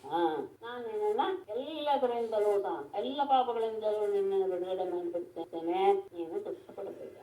ಹಾಗೆ ಆ ಭಾವದಿಂದ ನೀನು ನನ್ನಲ್ಲಿ ಶರಣಾಗಿ ಬಿಡು, ನಿರ್ಭಯನಾಗಿ ಅಂತ ಅವನಿಗೆ ಹೇಳಿದ. ಮತ್ತೆ ಉದ್ಧವ ಹೇಳ್ತಾನೆ, ಸಂಶಯ ಶೃಣ್ವತೋ ವಾಚಂ ತವ ಯೋಗೇಶ್ವರೇಶ್ವರ ನ ನಿವರ್ತತೆ ಆತ್ಮಸ್ಥಃ ಏನ ಭ್ರಾಮ್ಯತಿ ಮೇ ಮನಃ. ಉದ್ಧವ ಹೇಳ್ತಾನೆ, ಸಹ ಯೋಗೇಶ್ವರೇಶ್ವರ ತವ ವಾಚಂ ಶೃಣ್ವತಃ ಆತ್ಮಸ್ಥಃ ಸಂಶಯಃ ನ ನಿವರ್ತತೆ ಏನ ಮೇ ಮನಃ ಪ್ರಾಪ್ಯತೆ. ಇಷ್ಟೆಲ್ಲ ತಿಳಿಸ್ಕೊಟ್ಟೆ ನನಗೆ ಪ್ರಧಾನವಾದಂತಹ ಒಂದು ಸಮಸ್ಯೆನೇ ಹೋಗಿಲ್ವಲ್ಲ. ಯೋಗೇಶ್ವರೇಶ್ವರ, ಯೋಗಗಳಿಗೆಲ್ಲ ಒಡೆಯರಾದವರು, ಅವ್ರಿಗೂ ಒಡೆಯನಾದಂತಹ ಪರಬ್ರಹ್ಮವಸ್ತುವಾದ ಕೃಷ್ಣನೇ. ತವ ವಾಚಂ ಶೃಣ್ವತಃ, ನಿನ್ನ ಮಾತನ್ನ ಕೇಳ್ತಾ ಇರುವಂತಹ ನನಗೆ ಆತ್ಮಸ್ಥಃ ಸಂಶಯ, ನನ್ನ ಮನಸ್ಸಿನಲ್ಲಿ ಉಂಟಾದಂತಹ ಸಂಶಯವೋ ನಾನಿವತ್ತೆ ಇನ್ನೂ ಪೂರ್ತಿಯಾಗಿ ಹೋಗಿಲ್ಲ. ಏನು ಸಂಶಯ? ನೀನೇ ವಿಹಿತ ಕರ್ಮಗಳನ್ನ ಮಾಡಬೇಕು ಅಂತ ಹೇಳಿದ್ಯಾ, ಆಮೇಲೆ ನೀನೀಗ ಹೇಳ್ತೀಯ ಎಲ್ಲವನ್ನ ಬಿಟ್ಟು ನನಗೆ ಕಾರಣ ಉಂಟು ಅಂತ ಹೇಳ್ತಾ ಇದೀಯ. ಇದು ಒಂದಕ್ಕೊಂದು ವಿರುದ್ಧ ಅಲ್ವೇ? ನಾನು ಹೇಳಿದಂತಹ ಸ್ವಧರ್ಮಗಳನ್ನ ಪಾಲಿಸಲೇಬೇಕು ಅಂತಲೂ ಹೇಳ್ದೆ, ಈಗ ನೀನ್ ಹೇಳ್ತೀಯ ಎಲ್ಲವನ್ನ ಬಿಟ್ಬಿಡು, ಕೇವಲ ವಿಧಿ ನಿಷೇಧ ಪ್ರವೃತ್ತಿ ಮಾರ್ಗ ಎಲ್ಲಾನು ಬಿಟ್ಬಿಡು, ಎಲ್ಲದಕ್ಕೂ ಅದ್ವೈತನಾದಂತಹ ನನ್ನನ್ನೇ ನೀನು ಶರಣಾಗು ಅಂತ ಹೇಳ್ತಿದ್ಯಾ. ಮೇ ಮನಃ ಏನ, ಯಾವ ನಿನ್ನ ಆ ಮಾತಿನಿಂದ ಮೇ ಮನಃ ಭ್ರಾಮ್ಯತೆ, ನನ್ನ ಮನಸ್ಸು ಹೀಗೆ ತಿರುಗುತ್ತಾ ಇದೆ. ಅಂದ್ರೆ ಯಾವುದು ನಿಶ್ಚಯ ರೂಪದಲ್ಲಿ ಗೊತ್ತಾಗ್ತಾ ಇಲ್ಲ, ಮನಸ್ಸು ತುಂಬಾ ಭ್ರಾಂತಿಗೆ ಒಳಗಾಗಿ ಬಿಟ್ಟಿದೆ ಹೇಳ್ತಾರ. ಪರಮಾತ್ಮ ಹೇಳುವ ಮಾತು ತುಂಬಾ ಸ್ವಲ್ಪ ಕಠಿಣವಾಗಿಯೇ ಇದೆ, ಸ್ವಲ್ಪ ಗಮನ ಬಿಟ್ಟು ಕೇಳಿಸ್ಕೊಳ್ಬೇಕು. ಶಬ್ದ ಬ್ರಹ್ಮದ ವಿಷಯದಲ್ಲಿ ಸ್ವಲ್ಪ ವಿಷಯಗಳನ್ನ ತಗೋತಾರೆ. ಮುಂದೆ ಸಾಧುಗಳ ಲಕ್ಷಣವನ್ನ ಹೇಳಿದ ಮೇಲೆ ಭಕ್ತಿಯ ಲಕ್ಷಣ ಏನು ಅನ್ನೋದನ್ನ ನಾವು ನಿನ್ನೆ ನೋಡಿದ್ವಿ. ನನ್ನನ್ನ ಆರಾಧಿಸುವಂತಹ ವಿಗ್ರಹ ರೂಪದಲ್ಲಿ ನನ್ನನ್ನ ಆರಾಧಿಸುವಾಗ ಆ ವಿಗ್ರಹವನ್ನ ಮತ್ತೆ ನನ್ನ ಭಕ್ತ ಜನರನ್ನು ಸಹ ಅವರ ದರ್ಶನ, ಸ್ಪರ್ಶನ, ಅರ್ಚನ, ಅವರ ಸೇವನ, ಸ್ತವನ ಮತ್ತೆ ವಿನಯಪೂರ್ವಕವಾಗಿ ಅವರ ಗುಣ ಮತ್ತು ಧರ್ಮಗಳನ್ನ ಹೇಳುವುದು, ಇದೆಲ್ಲವೂ ಸಹ ಭಕ್ತಿಯ ಲಕ್ಷಣ. ಮತ್ತೆ ನನ್ನ ಕಥೆಯನ್ನ ಶ್ರವಣ ಮಾಡೋದ್ರಲ್ಲಿ ನಿರಂತರವಾದ ಆಸಕ್ತಿ, ನನ್ನನ್ನೇ ಧ್ಯಾನ ಮಾಡೋದು, ತನಗೆ ಬಂದದ್ದನ್ನೆಲ್ಲ ನನಗೆ ಅರ್ಪಿಸಿ ಬಿಡೋದು, ದಾಸ್ಯ ಭಾವದಿಂದ ತನ್ನನ್ನ ಪೂರ್ತಿಯಾಗಿ ನನಗೆ ಅರ್ಪಿಸಿಕೊಳ್ಳುವುದು. ಮತ್ತೆ ನಾನು ಮಾಡಿದ ಅವತಾರದ ವಿಷಯಗಳು, ನಾನು ಮಾಡಿದ ಕ್ರಿಯೆಗಳು, ಈ ಎಲ್ಲ ವೃತ್ತಾಂತಗಳನ್ನ ಪುನಃ ಹೇಳ್ತಾ ನನಗೆ ಸಂಬಂಧಪಟ್ಟಂತಹ ಅನೇಕ ರೀತಿಯ ವ್ರತಾದಿಗಳನ್ನ ಆಚರಿಸೋದು, ದೇವಸ್ಥಾನದಲ್ಲಿ ಸಂದರ್ಭದಲ್ಲಿ ಗೀತ ನೃತ್ಯ ವಾದ್ಯಗಳಿಂದ ಉತ್ಸವವನ್ನು ನಡೆಸೋದು, ಮತ್ತೆ ಹೂವು ಮೊದಲಾದಂತಹ ದ್ರವ್ಯಗಳನ್ನ ಅರ್ಪಿಸುವುದು, ವರ್ಷದಲ್ಲಿ ಬರುವಂತಹ ವಿಶೇಷವಾದ ಚಾತುರ್ಮಾಸಾದಿ ದಿನಗಳಲ್ಲಿ ವೇದೋಕ್ತವಾದ ಮತ್ತು ಆಗಮೋಕ್ತವಾದಂತಹ ದೀಕ್ಷೆಗಳು, ನನಗೆ ಸಂಬಂಧಪಟ್ಟಂತಹ ವೃತಾದಿಗಳು, ಅನಂತ ಚತುರ್ದಶಿ ಇತ್ಯಾದಿ ವೃತ್ತಾದಿಗಳು ಮಾಡುವಂತದ್ದು. ಮತ್ತೆ ನನ್ನ ವಿಗ್ರಹವನ್ನು ಪ್ರತಿಷ್ಠಾಪನೆ ಮಾಡೋದ್ರಲ್ಲಿ ಬಹಳ ಆಸಕ್ತಿ, ಸಜ್ಜನರ ಜೊತೆಗೆ ಸೇರ್ಕೊಂಡು ಉದ್ಯಾನ ಅಂದ್ರೆ ಪ್ರಧಾನವಾದದ್ದು, ಫಲ ಪ್ರಧಾನವಾದದ್ದು ಉದ್ಯಾನ, ಉಪವನ, ಕ್ರೀಡಾಂಗಣ, ಬೇರೆ ಕಡೆಯಿಂದ ಬಂದಂತಹ ಜನರಿಗೆ ಬೇಕಾದಂತಹ ಛತ್ರ ಇವುಗಳನ್ನ ನಿರ್ಮಿಸುವಂತಹ ಕೆಲಸದಲ್ಲಿ ತನ್ನನ್ನ ತೊಡಗಿಸ್ಕೊಳ್ಳೋದು, ನನ್ನ ಮಂದಿರದಲ್ಲಿ ಕಸ ಹೊಡೆದು ಅದನ್ನ ಸ್ವಚ್ಛ ಮಾಡುವಂತಹದ್ದು, ಸರ್ವತೋಭದ್ರ ಮಂಡಲಾದಿಗಳನ್ನು ರಚಿಸುವುದಂತಹದ್ದು. ಈ ರೀತಿಯಾಗಿ ದಾಸನ ರೀತಿಯಲ್ಲಿ ಮನಸ್ಸಿನಲ್ಲಿ ಯಾವ ಕಾಪಟ್ಯವನ್ನು ಇಟ್ಕೊಳ್ಳದೆ ನನ್ನನ್ನ ಸೇವೆ ಮಾಡೋದು ತನ್ನ ಭಕ್ತಿಯ ಲಕ್ಷಣ. ಮತ್ತೆ ಗರ್ವ, ದಂಭ, ಇನ್ನೊಬ್ರು ನಾನು ಮಾಡಿದ್ದನ್ನ ಪೂಜೆ ಮಾಡೋದ್ ನೋಡ್ಲಿ, ತನ್ನ ಎಲ್ಲ ವ್ಯವಹಾರ ನೋಡ್ಲಿ ಅನ್ನುವಂತಹ ಭಾವ, ಅದನ್ನ ಬಿಡಬೇಕು. ನಾನು ಮಾಡಿದ ಒಳ್ಳೆ ಕೆಲಸಗಳನ್ನ ಹೇಳ್ಕೊಳ್ಳೋದು ಸರಿಯಲ್ಲ. ಭಕ್ತನ ಗುಣಗಳೇ. ಇನ್ನೊಂದು ದೇವರಿಗೆ ಅರ್ಪಿಸಿದಂತಹ ದೀಪವನ್ನು ನನಗೆ ಅರ್ಪಿಸಬಾರ್ದು. ಮತ್ತೆ ಲೋಕದಲ್ಲಿ ತನಗೆ ಯಾವ್ದು ಅತ್ಯಂತ ಇಷ್ಟವೋ, ಅತ್ಯಂತ ಪ್ರಿಯವೋ ಅದೆಲ್ಲವನ್ನು ಸಹ ನನಗೆ ಅರ್ಪಿಸ್ಬೇಕು. ಹೀಗೆ ಮಾಡೋದು ಆತನ ನಿರಂತರವಾದ ಶ್ರೇಯಸ್ಸಿಗೆ ಕಾರಣವಾಗಿದೆ ಅಂತ ಹೇಳಿ, ನನ್ನನ್ನ ಪೂಜೆ ಮಾಡುವಂತಹದ್ದು ಯಾವುದು ಲೋಕದಲ್ಲಿ ನನ್ನನ್ನು ನೇರವಾಗಿ ಪೂಜೆ ಮಾಡೋದಕ್ಕೆ ಆಗೋದಿಲ್ಲ. ವಿಗ್ರಹ ರೂಪದಲ್ಲಿ ಮಾಡ್ಬೇಕು, ಇಲ್ಲ ಚೈತನ್ಯ ರೂಪದಲ್ಲಿರುವಂತಹದ್ದನ್ನ ಯಾವ್ದು ಮಾಡ್ಬೋದು ಅನ್ನೋದಕ್ಕೆ 11 ಹೇಳಿದ್ದಾರೆ. ಸೂರ್ಯ, ಅಗ್ನಿ, ಬ್ರಾಹ್ಮಣ, ಗೋವು, ವಿಷ್ಣು ಭಕ್ತ, ಆಕಾಶ, ವಾಯು, ಜಲ, ಭೂಮಿ, ಆತ್ಮ, ಎಲ್ಲ ಪ್ರಾಣಿ ಇವೆಲ್ಲವೂ ಸಹ ಪೂಜಾ ಸ್ಥಾನ. ಸೂರ್ಯನಲ್ಲಿ ಉಪಸ್ಥಾನಾದಿಗಳಿಂದ ಸೂರ್ಯನಲ್ಲಿ, ಅಗ್ನಿಯಲ್ಲಿ ಹವಿಸಿನಿಂದ ನನ್ನನ್ನ ಅರ್ಪಿಸ್ಬೇಕು, ಬ್ರಾಹ್ಮಣನನ್ನ ಅತಿ ಸತ್ಕಾರದಿಂದ ಮಾಡುವಾಗ ನನ್ನನ್ನೇ ಪೂಜೆ ಮಾಡುವ ಹಾಗೆ ಗೋವುಗಳಲ್ಲಿ ಅವುಗಳಿಗೆ ಬೇಕಾದಂತಹ ತೌಡು ಇತ್ಯಾದಿ ಆಹಾರವನ್ನ ಕೊಟ್ಟು ಉತ್ತೇಜಿಸುವುದು. ವಿಷ್ಣು ಭಕ್ತನಲ್ಲಿ ಬಂಧು ಎನ್ನುವ ರೀತಿಯಲ್ಲಿ ಆತನನ್ನ ಸತ್ಕರಿಸುವುದು. ಹೃದಯಾಕಾಶದಲ್ಲಿ ಧ್ಯಾನದ ಮೂಲಕ ವಾಯುವಿನಲ್ಲಿ ಮುಖ್ಯ ಪ್ರಾಣ ಎನ್ನುವಂತಹ ಬುದ್ಧಿಯಿಂದ, ಜಲಾದಿಯಲ್ಲಿ ಜಲದ ಜೊತೆಗೆ ಕೊಡುವಂತಹ ದ್ರವ್ಯ ಮೂಲಕ ಜಲದ ಮೂಲಕನೇ ಗಮನಿಸಿ, ಹಾಗೆ ದ್ರವ್ಯ ಹಾಕೋದಿಲ್ಲ, ಜಲದ ಮೂಲಕ ಹಾಕ್ತಾರೆ ಅವಾಗ. ಹಾಗಾಗಿ ಜಲದ ಮೂಲಕವೇ ತರ್ಪಣಾದಿಗಳನ್ನ ಕೊಡೋದು. ಭೂಮಿಯಲ್ಲಿ ರಹಸ್ಯ ಮಂತ್ರದ ನ್ಯಾಸ ಅರಿವು ಇಲ್ಲ. ಏನು ರಹಸ್ಯ ಮಂತ್ರ ನ್ಯಾಸ ಅಂದ್ರೆ ಅಂತ ನೋಡೋಣ. ಆಮೇಲೆ ಆತ್ಮನ ಬಗ್ಗೆ ಅನೇಕ ರೀತಿಯ ಭೋಗಗಳು ತನ್ನಲ್ಲಿ. ಆಮೇಲೆ ಆತ್ಮಾರ್ಪಣ ಎನ್ನುವಂತಹ ಬುದ್ಧಿಯಿಂದ ಮಾಡಬೇಕು. ಯಾವುದು ವಿವಿಧ ಭೋಗಗಳನ್ನ ಆತ್ಮಾರ್ಪಣ ಎನ್ನುವಂತಹ ಬುದ್ಧಿಯಿಂದ, ಮತ್ತೆ ಸಕಲ ಪ್ರಾಣಿಗಳಲ್ಲಿ ಸಮತ್ವ ಬುದ್ಧಿಯಿಂದ ಕ್ಷೇತ್ರಜ್ಞ ಆದ ನನ್ನನ್ನ ಮತ್ತೆ ಹೀಗೆ ಅರ್ಪಿಸುವಂತಹ 11 ಸ್ಥಾನಗಳಲ್ಲಿ ನನ್ನ ರೂಪ ಹೀಗೆ ಇಟ್ಟುಕೊಂಡು ಧ್ಯಾನ ಮಾಡ್ತಾ ಮಾಡಬೇಕು. ಚಕ್ರ ಗದಾ ಪದ್ಮನಾಗಿ ಚತುರ್ಭುಜನಾದಂತಹ ಶಾಂತ ಸ್ವರೂಪವಾದಂತಹ ನನ್ನ ರೂಪವನ್ನ ಧ್ಯಾನ ಮಾಡ್ತಾ ಮನಸ್ಸಿನಲ್ಲಿ ಬೇರೆ ಯಾವ ವಿಚಾರವನ್ನೂ ತಂದುಕೊಳ್ಳದೆ ಏಕಾಗ್ರ ಚಿತ್ತನಾಗಿ ನನ್ನನ್ನ ಅರ್ಚಿಸ್ಬೇಕು. ಮತ್ತೆ ಇಷ್ಟ ಮತ್ತು ಪೂರ್ತ. ಇಷ್ಟ ಅಂದ್ರೆ ಅಗ್ನಿಹೋತ್ರಾದಿ ವೈದಿಕ ಕರ್ಮಗಳು ಇಷ್ಟ, ದೇವಾಲಯ ತಟಕಾದಿ ನಿರ್ಮಾಣಗಳು ಪೂರ್ತ ಅಂತ ಅನ್ಸ್ಕೊಳ್ಳುತ್ತೆ. ಈ ಎರಡರಿಂದಲೂ ಸಹ ಮತ್ತೆ ಪೂರ್ವೋಕ್ತ ವಿಧಾನದಿಂದಲೇ ಯಾರು ನನ್ನನ್ನ ಆರಾಧನೋ ಆತನಿಗೆ ನನ್ನಲ್ಲಿ ಭಕ್ತಿ ದೃಢವಾಗಿ ನೆಲೆ.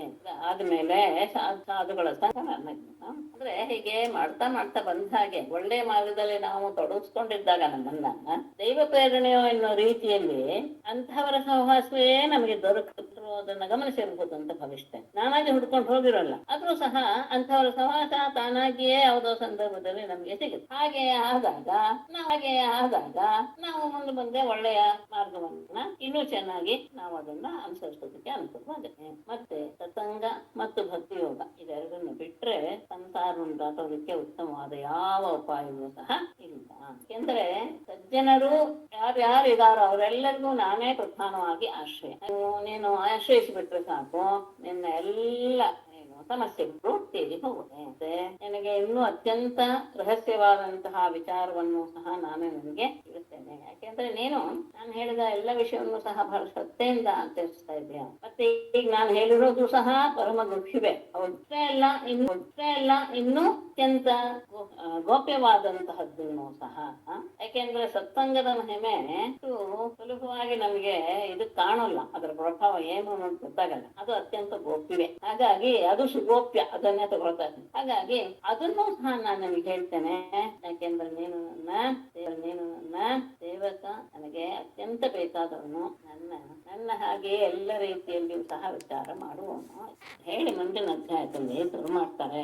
ಸತ್ಸಂಗ ಎನ್ನುವುದು ನನ್ನನ್ನ ಹೇಗೆ ಎಲ್ಲರ ಅಧೀನಕ್ಕೆ ಒಳಪಡಿಸಿಬಿಡುತ್ತೋ ಹಾಗೆ ಅವರು ಮಾಡುವಂತಹ ಪ್ರಾಣಾಯಾಮಾದಿ ಯೋಗವಾಗಲಿ, 25 ತತ್ವಗಳನ್ನು ತಿಳಿಸುವಂತಹ ವಿವೇಕ ರೂಪವಾದಂತಹ ಸಾಂಖ್ಯವಾಗಲಿ, ಹಿಂಸಾದಿ ಧರ್ಮವಾಗಲಿ ನನ್ನನ್ನು ವಶಪಡಿಸೋಕ್ಕಾಗಲ್ಲ.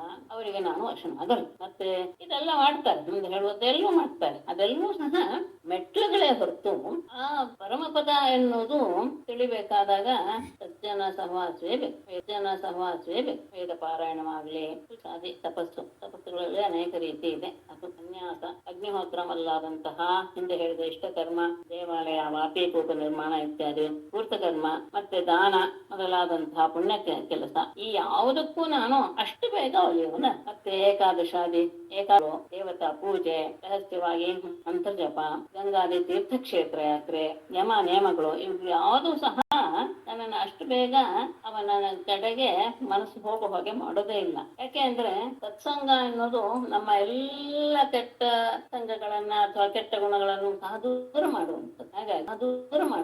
ಹಾಗಾಗಿ ಆ ಸತ್ಸಂಗ ಮಾತ್ರ ಈ ಎಲ್ಲ ಮೇಲೆ ಹೇಳಿದ ಎಲ್ಲದಕ್ಕಿಂತ ಹೆಚ್ಚಾಗಿ ನನ್ನನ್ನ ರಕ್ಷಪಡಿಸಿಕೊಳ್ಳೋದಕ್ಕೆ ಅದಕ್ಕೆ ಮಾತ್ರ ಅತ್ಯಂತ ಪ್ರಬಲವಾದ ಸಾಮರ್ಥ್ಯ ಇದೆ. ಯಾಕೆಂದ್ರೆ ಈ ರೀತಿಯ ಸತ್ಸಂಗದಿಂದಲೇ ದೈತ್ಯರು, ರಾಕ್ಷಸರು, ಮೃಗಗಳು, ಗಂಧರ್ವ, ಅಪ್ಸರೆಯರು ಎಲ್ಲರೂ ಅಂದ್ರೆ ಬೇರೆ ಬೇರೆ ಲೋಕದಲ್ಲಿರುವವರು ಅಷ್ಟೇ ಸ್ತ್ರೀಯರು, ಅಂತಿದ್ರು, ಮತ್ತೆ ಬೇರೆ ಬೇರೆ ಯುಗಗಳಲ್ಲಿಯೂ ಸಹ ರಜೋಗುಣ ತಮೋಗುಣ ಪ್ರಧಾನರಾದವರು ಎಲ್ಲರೂ ಅದೇ ಸತ್ಸಂಗದಿಂದ ನನ್ನನ್ನ ಸೇರಿಬಿಟ್ಟಿದ್ದಾರೆ.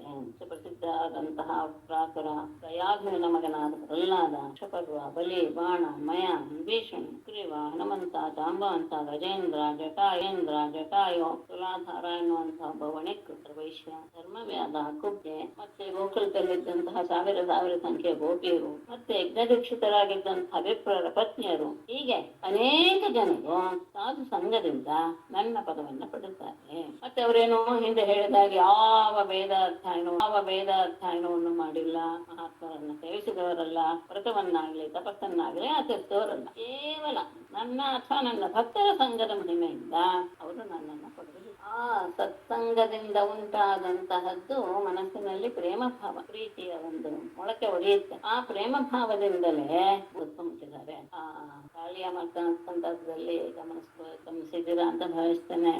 ಆ ಕಾಳಿಯ ಸ್ವಲ್ಪ ಕೃಷ್ಣನನ್ನ ಸುತ್ಕೊಂಡ್ಬಿಟ್ಟಾಗ ಅಲ್ಲಿ ಹಸುಗಳು ಸಹ ಕಣ್ಣೀರ್ ಹಾಕ್ತಾ ನಿಂತು ಬಿಟ್ಟಿದ್ದು ಅಂತ ಹೇಳಿದ್ದಾರೆ.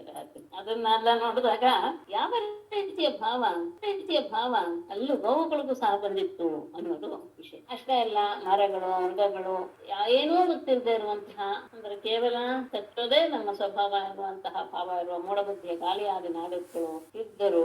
ಎಲ್ಲರೂ ನನ್ನನ್ನ ಬಹಳ ಬೇಗನೆ ಅನಾಯಾಸವಾಗಿ ಪಡೆದ್ರು ಅಂದ್ರೆ ಅದು ಸಂಘದಿಂದ, ಸಾಂಖ್ಯ ಯೋಗದಿಂದ ಆಗಲಿ, ದಾನವ್ರತ ತಪೋಯಾಗಗಳಿಂದ, ಅಧ್ಯಯನ, ಸನ್ಯಾಸ ಇವುಗಳಿಂದ ತುಂಬಾ ಪ್ರಯತ್ನ ಪಡ್ತಾರೆ ನನ್ನನ್ನು ಪಡಿಬೇಕು.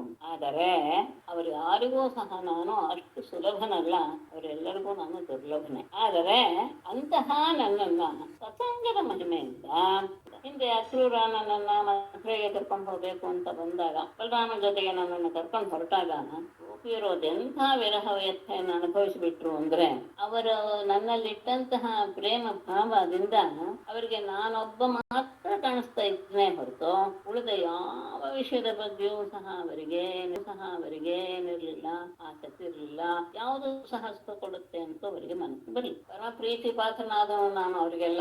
ಅವರು ನನ್ನ ಜೊತೆ ಬೃಂದಾವನದಲ್ಲಿ ಅಂತಹ ರಾತ್ರಿಗಳನ್ನೆಲ್ಲ ಅರ್ಧ ಕ್ಷಣವೋ ಎನ್ನುವ ರೀತಿಯಲ್ಲಿ ಕಳೆದು ಬಿಟ್ಟಿದ್ರು. ಅದೇ ರಾತ್ರಿಗಳು ನಾನಿಲ್ಲದೆ ಇರುವಂತ ಸಂದರ್ಭದಲ್ಲಿ ಅವರಿಗೆ ಯುಗಗಳ ಹಾಗೆ, ಯಾಕೆಂದ್ರೆ ಅಷ್ಟು ನನ್ನಲ್ಲಿ ಅವರು ಪ್ರೇಮ ಇಟ್ಟು ಬಿಟ್ಟಿದ್ರಿಂದ ಅವರ ಮನಸ್ಸು ನನ್ನಲ್ಲಿ ಪೂರ್ಣವಾಗಿ ನೆಟ್ಟು ಹೋಗಿತ್ತು. ಹೇಗೆ ನದಿಗಳು ಸಮುದ್ರವನ್ನು ಸೇರಿದಾಗ ತಮ್ಮ ನಾಮರೂಪಗಳನ್ನೆಲ್ಲ ಬಿಟ್ಟು ಅದ್ರ ಜೊತೆ ಒಂದಾಗ್ಬಿಡುತ್ತೋ ಹಾಗೆ ಮುನಿಗಳು ಸಹ ಸಮಾಜದಲ್ಲಿ ಹೇಗೆ ತಮ್ಮ ರಾಷ್ಟ್ರದ ಎಲ್ಲ ನಾಮರೂಪಗಳನ್ನು ಮರ್ತು ಬಿಡುತ್ತವೆ, ಆ ರೀತಿಯಾಗಿ ಆ ಸ್ತ್ರೀಯರಿಗೆ ತಮ್ಮವರಾಗಲಿ ತಮ್ಮ ದೇಹದ ಬಗ್ಗೆ ಆಗಲಿ ಯಾವ ಅರಿವು ಇರಲಿಲ್ಲ. ಅಲ್ಲಿ ಒಂದು ವಿಶೇಷವಾಗಿ ಇಲ್ಲಿ ತಗೊಳ್ತಾರೆ, ಅದೊಂದು ಹೇಳಬೇಕು ಅಂತಿದ್ದೇನೆ. ಅಲ್ಲಿ ಆ ಸ್ವಮಾತ್ಮಾನಂ ಎನ್ನುವುದರಲ್ಲಿ ನಿನ್ನೆ ಬಂತಲ್ಲ, ಅದಹ ಇದಂ ಅಂತ ವಿಶೇಷವಾಗಿ ತಗೊಂಡು ವಿಶೇಷ ಶಬ್ದವನ್ನು ಪ್ರಯೋಗ ಮಾಡಿದ್ದಾರೆ. ಅಲ್ಲಿ ಮಯಿ ಅನುಷಂಗಬದ್ಧತೆಯ ಸ್ವಂ ಆತ್ಮಾನಂ ಅದಹ ತಥಾ ಇದಂ ಎನ್ನುವುದು ಸಹ ಅವರಿಗೆ ಗೊತ್ತಿರ್ಲಿಲ್ಲ. ನನ್ನಲ್ಲಿ ಅವರು ಅಷ್ಟು ತಮ್ಮ ಬುದ್ಧಿಯನ್ನು ನೆಲೆಗೊಳಿಸ್ಕೊಂಡ್ಬಿಟ್ಟಿದ್ರು. ಸ್ವಂ ಆತ್ಮಾನ ಎನ್ನುವುದು ಇಲ್ಲಿದೆಯೋ ಎಲ್ಲಿದೆಯೋ ಗೊತ್ತಿಲ್ಲ. ಒಂದು ಸ್ವಂ ಎನ್ನುವುದಕ್ಕೆ ಅವರಿಗೆ ಸಂಬಂಧಪಟ್ಟಂತಹ ಪತಿಪುತ್ರಾದಿಗಳು ಅಂದ್ರೆ ಅತ್ಯಂತ ಪ್ರೀತಿ ಪಾತ್ರ ಅವರೆಲ್ಲರೂ ಸಹ ಪತಿಪುತ್ರಾದಿಗಳು. ಆಮೇಲೆ ಆತ್ಮಾನಂ ಅಂತ ಹೇಳಿದ್ರೆ ತಮ್ಮ ದೇಹ, ಇದನ್ನು ಸಹ ಅಷ್ಟೇ ಅಲ್ಲ, ಅದಹ ಅನ್ನೋದ್ರಿಂದ ಪರಲೋಕ, ಅದಹ ಅನ್ನೋದು ಅದರ ಶಬ್ದ ಅವುಗಳ ದೂರದಲ್ಲಿರುವ ವಿಷಯವನ್ನ ತೋರಿಸ್ಕೊಡು. ಇದಮ್ ಅನ್ನೋದು ಹತ್ತಿರದಲ್ಲಿರುವಂತದ್ದು. ಈ ಲೋಕ ಅಂದ್ರೆ ನಾವು ಪರಲೋಕದಲ್ಲೋ ಈ ಲೋಕವೋ ಎಲ್ಲಿದ್ದೀವಿ ಅನ್ನೋದು ಸಹ ಅವರಿಗೆ ಗೊತ್ತಿರ್ತಿರ್ಲಿಲ್ಲ. ಯಾಕೆಂದ್ರೆ ಬುದ್ಧಿ ಮನಸ್ತಾನೆ ಕಾರಣ ನಾವೆಲ್ಲಿದ್ದೀವಿ ಅನ್ನೋದನ್ನು ತಿಳಿಸೋದು. ಅದು ಪೂರ್ತಿ ನನ್ನಲ್ಲಿ ನೆಲ್ಗೊಂಡ್ಬಿಟ್ಟಿದ್ರಿಂದ ಅವರಿಗೆ ತಮ್ಮವರು, ತಮ್ಮ ದೇಹ, ಈ ಲೋಕ ಯಾವುದು ಪರಲೋಕ ಯಾವುದು ಯಾವುದರ ಅರಿವು ಸಹ ಇರಲಿಲ್ಲ. ಹೇಗೆ ಮುನಿಗಳು ಸಮಾಧಿಯಲ್ಲಿ ಇರ್ತಾರೋ, ಹೇಗೆ ನದಿಗಳು ಸಮುದ್ರನ ಪ್ರವೇಶದ ಮೇಲೆ ಹೇಗಿರುತ್ತೋ ಒಂದಾಗಿರುತ್ತೋ ಹಾಗೆ ಮತ್ತೆ ಅವರೆಲ್ಲರೂ ಸಹ ನಮ್ಮನ್ನ ಪ್ರೀತಿಸುವಂತವನು ಎನ್ನುವ ಜಾರ ಬುದ್ಧಿನೇ ಇತ್ತು ಪ್ರತಿಯೊಬ್ಬರು ಕೂಡ. ಆದ್ರೆ ಜಾರ ಬುದ್ಧಿಯಿಂದ ಅವರು ಹೊಂದಿದ್ದು ಯಾರನ್ನ ಅಂದ್ರೆ ಪರಬ್ರಹ್ಮನಾದಂತಹ ನನ್ನನ್ನು. ಅದು ವಿಶೇಷ ಹೊತ್ತು ಆ ಬುದ್ಧಿ ಇರೋರಿಗೆಲ್ಲರೂ ಸಿಗುತ್ತೆ ಅಂತಲ್ಲ. ಅವ್ರು ಯದ್ಯಪಿ ನನ್ನನ್ನ ಕಾಮಿಸ್ತಾ ಇದ್ದಿದ್ದು ಹೌದು, ಅವರಿಗೆ ನನ್ನ ಪರಮಾತ್ಮ ರೂಪ ಏನು ಅನ್ನೋದು ಗೊತ್ತಿರಲಿಲ್ಲ. ನಾನು ಒಬ್ಬ ಬ್ರಾಹ್ಮಣ, ಅವರನ್ನ ನಾನು ಉಂಟು ಮಾಡ್ತೀನಿ ಅವರಿಗೆ ಎನ್ನುವಂತಹ ಭಾವದಿಂದನೇ ಅವರು ಇದ್ರು. ಆದರೆ ಬಂದಿದ್ದು ಪರಬ್ರಹ್ಮ ತತ್ವಾದಂತಹ ನನ್ನ ಹತ್ತಿರ ಆದ್ದರಿಂದ, ಅಂದ್ರೆ ಆ ರೀತಿಯ ಸತ್ಸಂಗದ ಮಹಿಮೆ ಆದ್ದರಿಂದ ನೂರಾರು ಸಾವಿರಾರು ಗೋಪಿಯರು ಪರಮಪದವನ್ನ ಕಂಡುಬಿಟ್ಟು ಉದ್ಧವನಿಗೆ ಹೇಳುವುದು, ಈಗ ಶ್ರುತಿ ಹೇಳಿದ್ದಾಗಲೇ, ಸ್ಮೃತಿ ಹೇಳಿದ್ದಾಗಲೇ, ಪ್ರವೃತ್ತಿ ಮಾರ್ಗವಾಗಲೇ, ನಿವೃತ್ತಿ ಮಾರ್ಗವಾಗಲೇ ಇದೆಲ್ಲ ನಾನು ತಿಳ್ಕೊಂಡಾಯ್ತು, ಇನ್ನೂ ಕೇಳೋದಿದೆ ಇತ್ಯಾದಿ ಕರ್ಮ ವಿಚಾರಗಳನ್ನೆಲ್ಲ ಒಂದು ಕಡೆ ಸರಿಸಿಟ್ಬಿಡು. ಎಲ್ಲ ದೇಹಿಗಳಿಗೂ ಸಹ ಆತ್ಮನಾಗಿರುವ ಅದ್ವಿತೀಯನಾದ ನನಗೆ ಸರ್ವಾತ್ಮ ಭಾವದಿಂದ ನೀನು ಶರಣಾಗಿ ಬಿಡು. ಆಗ ನೀನು ನಿರ್ಭಯನಾಗಿರ್ತೀಯ, ನಿರ್ಭಯನಾಗಿಯೂ ಇದ್ದು. ಮತ್ತೆ ಯಾವ ರೀತಿಯ ಭಯಕ್ಕೂ ಆಗ ನಿನಗೆ ಕಾರಣ ಇರುವುದಿಲ್ಲ ಅಂತ ಹೇಳಿದಾಗ ಶ್ರೀ ಭಗವಾನುವಾಚ ಸಯೇಷ ಜೀವೋ ವಿವರ ಪ್ರಸೂತಿ ಪ್ರಾಣೇನ ಘೋಷೇಣ ಗುಹಾಂ ಪ್ರವಿಷ್ಟಃ ಮನೋಮಯಂ ಸೂಕ್ಷ್ಮಮುಪೇತ್ಯ ರೂಪಂ ಮಾತ್ರ ಸ್ವರೋ ವರ್ಣ ಇತಿ ಸವಿಷಃ ಸಹ ಏಷಃ ಜೀವಃ ವಿವರ ಪ್ರಸೂತಿ ಘೋಷೇಣ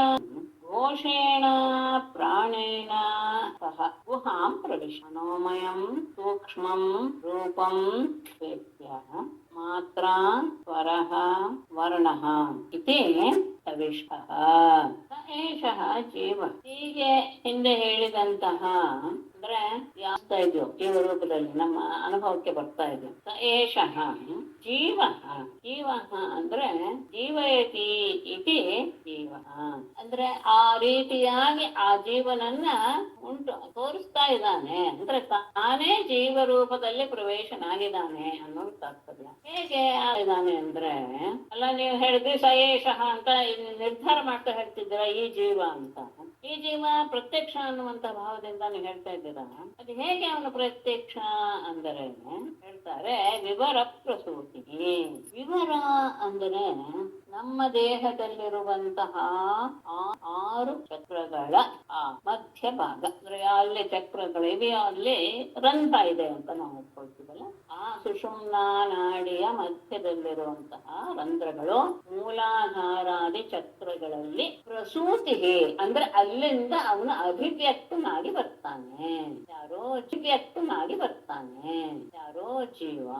ಹೇಗೆ ಅಭಿವ್ಯಕ್ತಿ ಆಗುತ್ತೆ ಅಂದ್ರೆ ಘೋಷೇಣ. ಘೋಷ ಅಂದ್ರೆ ನಾದ ಅಂದ್ರೆ ನದ ಅವ್ಯಕ್ತೇ ಶಬ್ದೆ. ಸ್ವಲ್ಪ ಗಂಭೀರವಾದ ವಿಷಯ, ಪೂರ್ತಿ ಗಮನ ಇಟ್ಟು ಕೇಳಿಸ್ಕೊಳ್ಳಿ. ಅಂದ್ರೆ ನಾನು ಹೇಳುವಂತಹ ಪ್ರತಿಯೊಂದು ಶಬ್ದವೂ ಅದರ ಇದು ಏನು ಜ್ಞಾನ ಉಂಟಾಗೋದಕ್ಕೆ ಸಾಧ್ಯ. ನದತಿ ಅಥವಾ ನಾದ ಎನ್ನುವ ಶಬ್ದ ಉಂಟಾಗಿರೋದೇ ಯಾವುದರಿಂದ ಅಂದ್ರೆ ನದ ಅವ್ಯಕ್ತೇ ಶಬ್ದ ಎನ್ನುವ ಮೂಲ ಧಾತುವಿನಿಂದ. ಅವ್ಯಕ್ತ ಶಬ್ದ ಅಂದ್ರೆ ಏನರ್ಥ ಅಂದ್ರೆ ಏನೂ ಇಲ್ಲ ಅದರಲ್ಲಿ, ಅಂದ್ರೆ ಅಕ್ಷರ ರೂಪದಲ್ಲಿ ಇಲ್ಲ, ಕೇವಲ ಧ್ವನಿಯ ರೂಪದಲ್ಲಿ ಇದೆ. ಅಲಂಕಾರದವರು ಧ್ವನಿ ಅನ್ನೋದನ್ನ ಬೇರೆ ಅರ್ಥ ಮಾಡ್ಕೊಳ್ಳೋಕೆ ಧ್ವನಿ ಅಂದ್ರೆ ಸೌಂಡ್ ಅಂತ ನಾವೇನು ಹೇಳ್ತೀವೋ ಅದು ಮೊದಲು ಘೋಷೇಣ ಪ್ರಾಣೇನ ಸಹ ಇತ್ಯ. ಯಾವುದದು ಮೂಲಾಧಾರದಲ್ಲಿ ಪರ ಎನ್ನುವಂತಹ ಹೆಸರಿನಿಂದ ನಾದ ಎನ್ನುವುದು ಗುಹಾಂ ಪ್ರವಿಷ್ಟ ಆಧಾರ ಚಕ್ರವನ್ನ ಪ್ರವೇಶ ಮಾಡಿದೆ. ಅದು ಪ್ರವೇಶ ಮಾಡಿ ಮೊದಲು ಅದು ಇರುವಂತ ಮೂಲಾಧಾರದಲ್ಲಿ ಪರ ಎನ್ನುವಂತಹ ಒಂದು ನಾದ, ಅದು ಅಕ್ಷರ ರೂಪದಲ್ಲಿ ಇರಲ್ಲ, ಕೇವಲ ಧ್ವನಿ ರೂಪದಲ್ಲಿ ಉಂಟು. ಅದು ಆದ್ಮೇಲೆ ಮನೋಮಯವಾದಂತಹ ಅಂದ್ರೆ ಮನೋಮಯ ಅಂದ್ರೇನು ಮನಸ್ಸೇ ಅಂತ ಅರ್ಥ. ಉದಾಹರಣೆಗೆ ಶಿಲಾಮಯ ಅಂತ ಹೇಳ್ತಾರೆ, ಅಂದ್ರೆ ಬರೀ ಶಿಲೆ ಮಾತ್ರ ಅಲ್ಲಿರೋದು. ಮೃಣ್ಮಯ ಅಂದ್ರೆ ಮರಳು ಮಾತ್ರ ಇರೋದು ಅಂತ ಅರ್ಥ. ಮಯ ಅಂದ್ರೆ ಮಯ ಪ್ರತ್ಯಯ, ಅದು ಮಾತ್ರ ಇದೆ ಅಂತ. ತನ್ಮಯ ಅಂದ್ರೆ ಅದರಲ್ಲಿಯೇ ಅವಳು ಮುಳುಗೋಗಿರುವುದು ಎನ್ನುವ ಅರ್ಥದಲ್ಲಿ ನಾವು ಬಳಸ್ತೀವಲ್ಲ. ಹಾಗೇನೆ ಮನೋಮಯ ರೂಪವಾದದ್ದು, ಮನೋಮಯವಾದಂತಹ ಸೂಕ್ಷ್ಮಂ ರೂಪಂ. ಮನೋಮಯವು ಅಂದ್ರೆ ಮನಸ್ಸೇ ಆ ರೂಪವನ್ನು ಧರಿಸಿ ಸೂಕ್ಷ್ಮಂ ರೂಪಂ ಉಪೇತ, ಸೂಕ್ಷ್ಮವಾದಂತಹ ರೂಪವನ್ನ ಹೊಂದಿ, ರೂಪವನ್ನ ಹೊಂದಿ. ಮಣಿಪೂರ ಚಕ್ರವನ್ನ ಅದಾದ ಮೇಲೆ ಸೂಕ್ಷ್ಮ ರೂಪವೇ ಎರಡೂ ಸಹ, ಹಾಗಾಗಿ ಮಧ್ಯಮ ರೂಪವನ್ನು ಧರಿಸಿ ಅನಾಹತವನ್ನು ಸಹ ಪ್ರವೇಶ ಮಾಡಿ. ಅದಾದ ಮೇಲೆ ಮಾತ್ರ ಸ್ವರಃ ವರ್ಣ ಇದೆ ಸವಿಷ್ಟ. ಆಮೇಲೆ ಮಾತ್ರ ಅಂದ್ರೆ ಏಕಸ್ವ ದೀರ್ಘ ಸಂಸ್ಕೃತಗಳು. ಆಮೇಲೆ ಸ್ವರ ಉದಾತ್ತ ಅನುದಾತ್ತ ಸ್ವರಿತ ಅಂತ ವೇದದಲ್ಲಿ ಬಳಸುವಂತಹ 3 ಸ್ವರಗಳು. ವರ್ಣ ಅಂದ್ರೆ ಅಕಾರಾದಿ ವ್ಯಂಜನಗಳು ಎಲ್ಲವೂ ಸಹ ಇದೇ ಕವಿಷ್ಠ. ಕವಿಷ್ಠ ಅಂದ್ರೆ ಅತ್ಯಂತ ಸ್ಥೂಲವಾಗಿರುತ್ತು. ಅತ್ಯಂತ ಸ್ಥೂಲ ಅಂದ್ರೇನು, ನಮಗೆಲ್ಲ ಅನುಭವಕ್ಕೆ ಗೋಚರವಾಗಿ ಬರೋದು ವೈಖರಿ ಎನ್ನುವಂತಹ ಹೆಸರಿನಿಂದ ಅದು ಹೊರಗೆ ಬದೆ. ಮೊದಲು ಮೂಲಾಧಾರದಲ್ಲಿ ಪರ ಎನ್ನುವ ಹೆಸರಿನಿಂದ ನಾದ ಸ್ವರೂಪದಿಂದ ಪ್ರಾಣದ ಜೊತೆಗೆ ನಾನು ಪ್ರವೇಶ ಮಾಡಿದೆ. ಅವನೇ ಅಂದ್ರೆ ಜೀವರೂಪದಲ್ಲಿ, ಪರಮೇಶ್ವರನೇ ಜೀವರೂಪದಲ್ಲಿ ಪ್ರವೇಶ ಮಾಡಿದ್ದಾನೆ. ಅದಾದ ಮೇಲೆ ಮನೋಮಯವಾದಂತಹ ಸೂಕ್ಷ್ಮ ರೂಪವಾದಂತಹ ಪಶ್ಯಂತಿ ರೂಪವನ್ನು ಧರಿಸಿ ಮಣಿಪೂರ ಚಕ್ರವನ್ನ, ಆಮೇಲೆ ಮಧ್ಯಮ ರೂಪವನ್ನು ಧರಿಸಿ ಅನಾಹತ ಚಕ್ರವನ್ನ, ಅದಾದ್ಮೇಲೆ ಮೇಲೆ ಬಾಯಿಯಿಂದ ಬರುವಾಗ ಪ್ರಸ್ತಾದಿ ಮಾತ್ರೆ ಉದಾತ್ತಾದಿ ಸ್ವರ ಸಕಾರಾದ ರೂಪಗಳನ್ನು ಪಡೆದು ಸ್ಥೂಲವಾದ ಶಬ್ದ ರೂಪವನ್ನ ಪಡೆದಿದ್ದಾನೆ. ಇದನ್ನ ಶ್ರುತಿ ಹೇಳುತ್ತೆ. ವ್ಯಾಕರಣ ಓದ್ದವ್ರಿಗೆ ಮಹಾಭಾಷ್ಯದಲ್ಲಿ ಇದು ಬಂದಿದೆ. ಚತ್ವಾರಿ ವಾಕ್ಪರಿಮಿತಾಪದಾನೆ ತಾನಿ ವಿದುರ್ ಬ್ರಾಹ್ಮಣಾಯೇ ಮನೀಷಿಣಃ ಗುಹಾ ತ್ರೀಣಿ ನಿಹಿತಾಃ ನ ಇಂದಯನ್ ತುರಿಯಂ. ಚತ್ವಾರಿ ವಾಕ್ಪರಿಮಿತಾಪದಾನೆ. ವಾಕ್ಪರಿಮಿತ ಅಂತ ಹೇಳಿದ್ರೆ ಶಾಸ್ತ್ರಾದಿಗಳನ್ನು ತಿಳಿಸುವಂತಹದ್ದು, ಶಾಸ್ತ್ರಗಳು ಅಂತ ಅರ್ಥ. ಮಾತಿನಿಂದ ತಿಳಿಸುವಂತದ್ದು, ಶಾಸ್ತ್ರದಿಂದ ನಿರ್ಣಯವಾಗುತ್ತಂಥದ್ದು 4 ಪದಗಳು. ತಾನೇ ಏ ಮನೀಷಿಣಃ ಬ್ರಾಹ್ಮಣಃ ವಿತ್ತು. ಅದನ್ನ ಅತ್ಯಂತ ಆತ್ಮಜ್ಞಾನವನ್ನು ಹೊಂದಿರುವಂತಹ ಪಂಡಿತರು ಅದನ್ನ ತಿಳಿದಿದ್ದಾರೆ. ಅದರಲ್ಲಿ ತ್ರೀಣಿ ಗುಹಾಹ ನಿಹಿತಾಹ.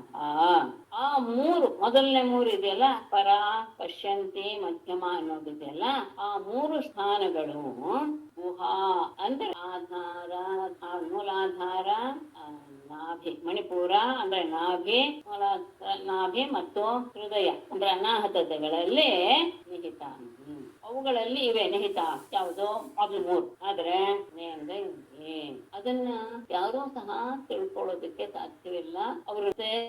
ಅವುಗಳು ತಮ್ಮ ಸ್ವರೂಪಗಳನ್ನ ಪ್ರಕಟಪಡಿಸುವುದೂ ಇಲ್ಲ. ಅದಷ್ಟು ಸುಲಭವಾಗಿ ನಮಗೆ ಗೋಚರವಾಗೋದಿಲ್ಲ. ತುರಿಯಂ ವಾಚಃ 4ನೇದಿದೆಯಲ್ಲ ವೈಖರಿ ಎನ್ನುವುದು, ಪರಾಪಶ್ಯಂತಿ ಮಧ್ಯಮ ವೈಖರಿ ಎನ್ನುವುದು. ಅದರಲ್ಲಿ ಪರಾಪಶ್ಯಂತಿ ಮಧ್ಯಮ ಎನ್ನುವುದು ಆಧಾರ ನಾಭಿ ಅನಾಹತ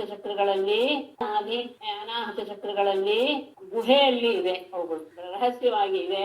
ಅದು ಎಲ್ಲರಿಗೂ ಗೊತ್ತಾಗೋದಿಲ್ಲ, ಎಲ್ಲರೂ ತಿಳಿಯೋಕ್ ಸಾಧ್ಯವಿಲ್ಲ. 4ನೇದಾದಂತಹ ವೈಖರಿ ಎನ್ನುವುದಿದೆಯಲ್ಲ, ಅದನ್ನ ಎಲ್ಲರೂ ತಿಳಿಯೋಕೆ ಅಂದ್ರೆ ಮನುಷ್ಯರ ಬಾಯಿಯಲ್ಲಿ ಬರುವಂತಹದ್ದು ಇದೆಯಲ್ಲ, ಅರ್ಥವನ್ನು ತಿಳಿಸಿಕೊಡುವಂತಹ ವೈಖರಿ ಎನ್ನುವುದು ಎಲ್ಲರ ಬಾಯಿಂದಲೂ ಸಹ ಬರುತ್ತೆ. ಅದೇ ವ್ಯವಹಾರಕ್ಕೆಲ್ಲ ಕಾರಣೀಭೂತವಾಗಿದೆ. ಇಲ್ಲಿ ಮೊದಲು ಪರ ಅನ್ನೋದಕ್ಕೆ ಹೇಳಕ್ ಬರುತ್ತೆ ನಾನು. ಅದು ನಾದ ರೂಪದಿಂದ ಇರುತ್ತೆ. ಆ ನಾದ ಎನ್ನುವುದು ಯಾವ ಅಕ್ಷರವನ್ನು ಸಹ ನಮಗೆ ತಿಳಿಯಪಡಿಸೋದಿಲ್ಲ. ಅದಾದ ಮೇಲೆ ಯಾವ ನಾಭಿಗೆ ಬರುತ್ತೋ ಆಗ ಅದು ಅತ್ಯಂತ ಸೂಕ್ಷ್ಮ ರೂಪವನ್ನ ತಾಳುತ್ತೆ. ಆದರೆ ಆ ಸೂಕ್ಷ್ಮ ರೂಪದಲ್ಲಿ ಅದು ವರ್ಣಾತ್ಮಕವಾಗಿರುತ್ತೆ ಆ ನಾದ. ಆದ್ರೆ ಅದು ನಮಗೆ ಗೊತ್ತಾಗೋದಿಲ್ಲ. ಯೋಗಿಗಳಿಗೆ ಮಾತ್ರ ಅದು ಯೋಗಿಗಳಿಗೆ ಮಾತ್ರ ಗಮ್ಯವೇ ಹೊರತು ನಮಗೆ ಅಲ್ಲ. ಅದಾದ್ಮೇಲೆ ಅಲ್ಲೇ ಮೇಲೆ ಬಂದು ಮಧ್ಯಮಾಗೆ ಬರುತ್ತೆ, ಅನಾಹತ ಚಕ್ರಕ್ಕೆ ಬರುತ್ತೆ. ಆ ನಾದವೇ ನಪ್ಪೆರಲಿ. ಮೊದಲು ನಾದ ಅದು ಪಶ್ಯಂತಿಗೆ ಬರುವಾಗ, ನಾಭಿಗೆ ಬರುವಾಗ ಅದು ಸೂಕ್ಷ್ಮವಾದ ಅಕ್ಷರ ರೂಪವನ್ನು ಪಡೆದುಕೊಂಡು ಬಿಡುತ್ತೆ. ಆದ್ರೆ ಅದು ನಮಗೆ ಗೊತ್ತಾಗೋದಿಲ್ಲ. ಆಮೇಲೆ ಮಧ್ಯಮಾಗೆ ಬರುತ್ತೆ, ಅನಾಹತಕ್ಕೆ ಬರುತ್ತೆ. ಅನಾಹತಕ್ಕೆ ಬಂದಾಗ್ಲೂ ಅದು ಸಹ ಅದು ಮನೋಮಯವಾದದ್ದು ಸೂಕ್ಷ್ಮವೇ. ಅದು ಆಮೇಲೆ ಬಂದು ನಮ್ಮ ಬಾಯಿಂದ ಹೊರಹೊಮ್ಮುವಾಗ ಅದು ಅಕ್ಷರಗಳ ಪದಗಳ ರೂಪದಲ್ಲಿ ಅದು ನಮಗೆ ಗಮನಿಸಿ. ಸ್ವಲ್ಪ ನೀವು ಇನ್ನ ಸ್ವಲ್ಪ ಆಗಾಗ ಸ್ವಲ್ಪ ಇದನ್ನು ಗಮನಿಸ್ತಾ ಬನ್ನಿ. ನಾ ಹೇಳೋ ವಿಷಯನ ಈಗ ನಾವು ಯಾವುದೇ ಒಂದು ವಿಷಯವನ್ನು ಮಾತನಾಡುವನ್ನ ಅಂದ್ರೆ ಬಾಯಿ ಬಿಟ್ಟು ಹೇಳೋದು ನಾನು ಹೇಳ್ತಾ ಇರೋದು. ಹೇಳುವಾಗ ಆಗ್ಲೇ ಮೊದಲು ನಮ್ಮಿಂದ ಹೊರಬರೋದು ನಾದ ಅಂದ್ರೆ ಅದು ಆದ್ಮೇಲೆ ಅಕ್ಷರ ರೂಪದಲ್ಲಿ ಅದು ನಮ್ಮಿಂದ ಹೊರಬರುತ್ತೆ. ಆರಂಭ ನಾದ ರೂಪದಲ್ಲಿಯೇ ಬರುತ್ತೆ. ಆದ್ರೆ ನಾವು ಗಮನಿಸಿರಲ್ಲ ಅಷ್ಟೇ. ಅದು ಅತ್ಯಂತ ವೇಗವಾಗಿ ನಡೆಯೋದ್ರಿಂದ ನಮಗೆ ಅದರ ಅನುಭವ ಕಡಿಮೆ. ಹೇಗೆ ಉದಾಹರಣೆಗೆ ಹೇಳೋದಾದ್ರೆ, ಹೂವನ್ನ ಕಟ್ಟುವಾಗ ಹೂವಿನ ಪ್ರತಿಯೊಂದು ಹೂವಿನಲ್ಲಿಯೂ ಸಹ ಆ ನಾದ ಎನ್ನುವ ರೀತಿಯಲ್ಲಿ ಆ ಅಕ್ಷರಗಳ ಹೂವುಗಳ ರೂಪದಲ್ಲಿ ಅಕ್ಷರಗಳು ಇವೆ, ಶಬ್ದಗಳು ಇವೆ. ಆದರೆ ಪ್ರತಿಯೊಂದರಲ್ಲೂ ಏನು ದಾರ ಎನ್ನುವುದು ಹೋಗಿದೆ. ಆ ದಾರದ ಸ್ಥಾನದಲ್ಲಿ ಈ ನಾದ ಇದೆ. ಆ ನಾದ ಇಲ್ದಿದ್ರೆ ನಮ್ಗೆ ಯಾವ ಅಕ್ಷರದ ಅನುಭವ ಬರ್ತಾ ಇರಲ್ಲ. ಜಗತ್ತೆಲ್ಲವೂ ಸಹ ನಾದಮಯ. ಈ ನಾದಮಯ ಯಾವುದೋ ಅಲ್ಲ, ಸಂಗೀತದ್ದಲ್ಲ ನಾ ಹೇಳ್ತಾ ಇರೋದು. ಈ ರೀತಿಯ ನಾದಮಯ. ಹೂವನ್ನ ಕಟ್ಟುವಂತಹ ನಾದಮಯ. ಹೂವನ್ನ ಕಟ್ಟುವಂತಹ ಸಂದರ್ಭದಲ್ಲಿ ಅಥವಾ ನಾವು ಇದನ್ನ ತಿಳ್ಕೊಳ್ಳೋದಾದ್ರೆ ಮಣಿಯನ್ನು ಪೋಣಿಸೋದು ಬೇಕಾದ್ರೆ ಇಟ್ಕೊಂಡಾಗ ಹಿಂಗೆ ಹೆಚ್ಚು ನಿಮಗೆ ಅನುಭವಕ್ಕೆ ಬರ್ಬೋದು. ಪ್ರತಿಯೊಂದು ಮಣಿಯ ಒಳಗೂ ಸಹ ನಾದ ದಾರ ಅನ್ನೋದು ಇದ್ದೇ ಇದೆ, ಅಥವಾ ಏನು ನೀವು ಹಾಕ್ತಿರೋದು ಇದ್ದೇ ಇದೆ. ಅದೇ ನಾದದ ಸ್ಥಾನ ಅಂತ ಭಾವ. ಅದಕ್ಕೆ ಮೊದಲು ನೀವು ಮಣಿಯನ್ನು ಪೋಣಿಸುವಾಗಲೇ ಹೂವನ್ನು ಪೋಣಿಸುವಾಗಲೇ ಮೊದಲು ಸ್ವಲ್ಪ ದಾರವನ್ನ ಬಿಟ್ಟು ಮುಂದೆ ಹೊರಡ್ತೀರಾ. ಅಂದ್ರೆ ಸ್ವಲ್ಪವೇ ಇರ್ಬೋದು, ಅದು ಅದೇನೆ ನಾದ. ಅದು ಆಮೇಲೆ ಹಾಗೇನೆ ಪ್ರತಿಯೊಂದರಲ್ಲಿಯೂ ಸಹ ಒಳಗೊಳಗೊಳಗೊಳಗೊಳಗೆ ಹೋಗಿ ಹೋಗಿ ಪ್ರತಿಯೊಂದರ ಇರುವಿಕೆಯನ್ನ ತಿಳಿಯಪಡಿಸ್ತಾ. ಆ ನಾದ ಇಲ್ಲದೆ ಇದ್ದರೆ ನಾವು ಯಾವ ಒತ್ತಡವನ್ನು ಉಚ್ಚಾರ ಮಾಡೋದು ಆಗೋದಿಲ್ಲ. ಬಾಯಲ್ಲಾಡ್ಬೋದು, ನಾವು ಅಕ್ಷರವನ್ನು ಹೇಳಿರ್ಬೋದು, ಆದ್ರೆ ನಾದ ಎನ್ನುವಂಥದ್ದು ಇಲ್ಲದಿದ್ರೆ ಅದು ಪರಮಾತ್ಮನ ಅಭಿವ್ಯಕ್ತಿ. ಶಬ್ದ ರೂಪದಿಂದ ಅವನ ಅಭಿವ್ಯಕ್ತಿ ನಾದ ರೂಪದಿಂದ ಅವನು ಇಲ್ಲ ಅಂದ್ರೆ ನಮ್ಮ ಬಾಯಿಂದ ಆ ಶಕ್ತಿಗಳು ಬರುತ್ತವೆ. ಆಮೇಲೆ ನಾನು ಆ ಪರ ನೋಡೋದು ತುಂಬಾ ಕಷ್ಟ. ಎಂಥ ಯೋಗಿಗಳಿಗೂ ಅದು ಸ್ವಲ್ಪ ಕಷ್ಟವೇ, ಆ ನಾದ ಸ್ವರೂಪ ಅಂತ ಹೇಳ್ಬೋದು. ಆದ್ರೆ ಸಾಧನೆ ಮಾಡಿದವರು ಪಶ್ಯಂತಿಯಲ್ಲಿ, ನಾವಿಯಲ್ಲಿ ಅದನ್ನ ಕಂಡುಹಿಡ್ಕೊಳ್ತಾರೆ. ಸಾಮಾನ್ಯವಾಗಿ ಯೋಗ ಮಾಡಿಸುವವರು ಹೇಳೋದುಂಟು, ನಾಭಿಯಿಂದ ಬರ್ಲಿ ಓಂಕಾರ, ನಾಭಿಯಿಂದ ಬರ್ಲಿ ಅಂತ. ನಮಗದೇನು ಅಂತ ನಾಭಿಯಿಂದ ಬರ್ಲಿ ಓಂಕಾರ, ನಾಭಿಯಿಂದ ಬರ್ಲಿ ಅಂತ ನಮಗದೇನು ಅಂತ ಅರ್ಥ ಆಗೋದಿಲ್ಲ. ಅಂದ್ರೆ ನಾವು ಹೇಳುವಾಗ ಗಮನಿಸ್ಕೊಂಡು ಬರ್ಬೇಕು. ಬರುತ್ತೆ, ಅಲ್ಲಿಂದಲೇ ಬರ್ಬೇಕು. ಯಾಕಂದ್ರೆ ಶಬ್ದ ನಾದ ಬರೋದೇ ಮೂಲಾಧಾರದಿಂದ. ಆದ್ರಿಂದ ನಾವು ಮಾತಾಡುವಂತಹ ಪ್ರತಿಯೊಂದು ಅಕ್ಷರಗಳಿಗೂ ಆ ನಾದ ಮೂಲಾಧಾರ ನಾಭಿ ಅನಾಹತಕ್ಕೆ ಬಂದು ಹಾಗೆ ಹೊರಹೊಮ್ಮೋದಿಲ್ಲ. ಅದಷ್ಟು ಸೂಕ್ಷ್ಮವಾಗಿ ವೇಗವಾಗಿ ಆಗ್ತಾ ಇರೋದ್ರಿಂದ ನಮಗೆ ಅದರ ಅರಿವು ಇಲ್ಲ.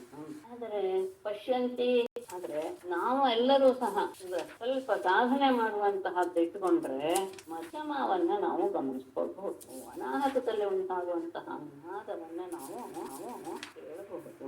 ಅಂದ್ರೆ ತುಂಬಾನೇ ಪ್ರಯತ್ನ ಪಡ್ಬೇಕದಕ್ಕೆ. ಆದರೆ ಅದು ಅಸಂಭವ ಅಲ್ಲ ಅನ್ನೋದು ಗೊತ್ತಾ ನಾನು ಹೇಳ್ತೇನೆ. ಹೃದಯದಲ್ಲಿ ಉಂಟಾಗುವಂತಹ ನಾದವನ್ನ ನಾವು ಸ್ವಲ್ಪ ಅತ್ಯಂತ ಏಕಾಗ್ರಚಿತ್ತದಿಂದ ನಾವು ಧ್ಯಾನ ಮಾಡ್ತಾ ಕೂತ್ಕೊಂಡ್ರೆ ಆ ಧ್ಯಾನದ ಪರಾಕಾಷ್ಠೆಗೆ ಹೋದಾಗ ಆ ಹೃದಯದ ನಾದವನ್ನ ಹಾಗೆ ಅಂತ ಇನ್ನು ಕೆಲವರು ತುಂಬಾ ಹೇಳ್ತಾರೆ, ನಾನು ನಾದ ಕೇಳಿದೆ ಹಾಗೆ ಇಲ್ಲ ಅಂತ ತುಂಬಾ ಜನ ಕೂತ್ಕೋತಾರೆ. ಅದು ಯಾವುದನ್ನು ಮತ್ತೆ ನಂಬಕ್ ಹೋಗೋದ್ ಬೇಡ.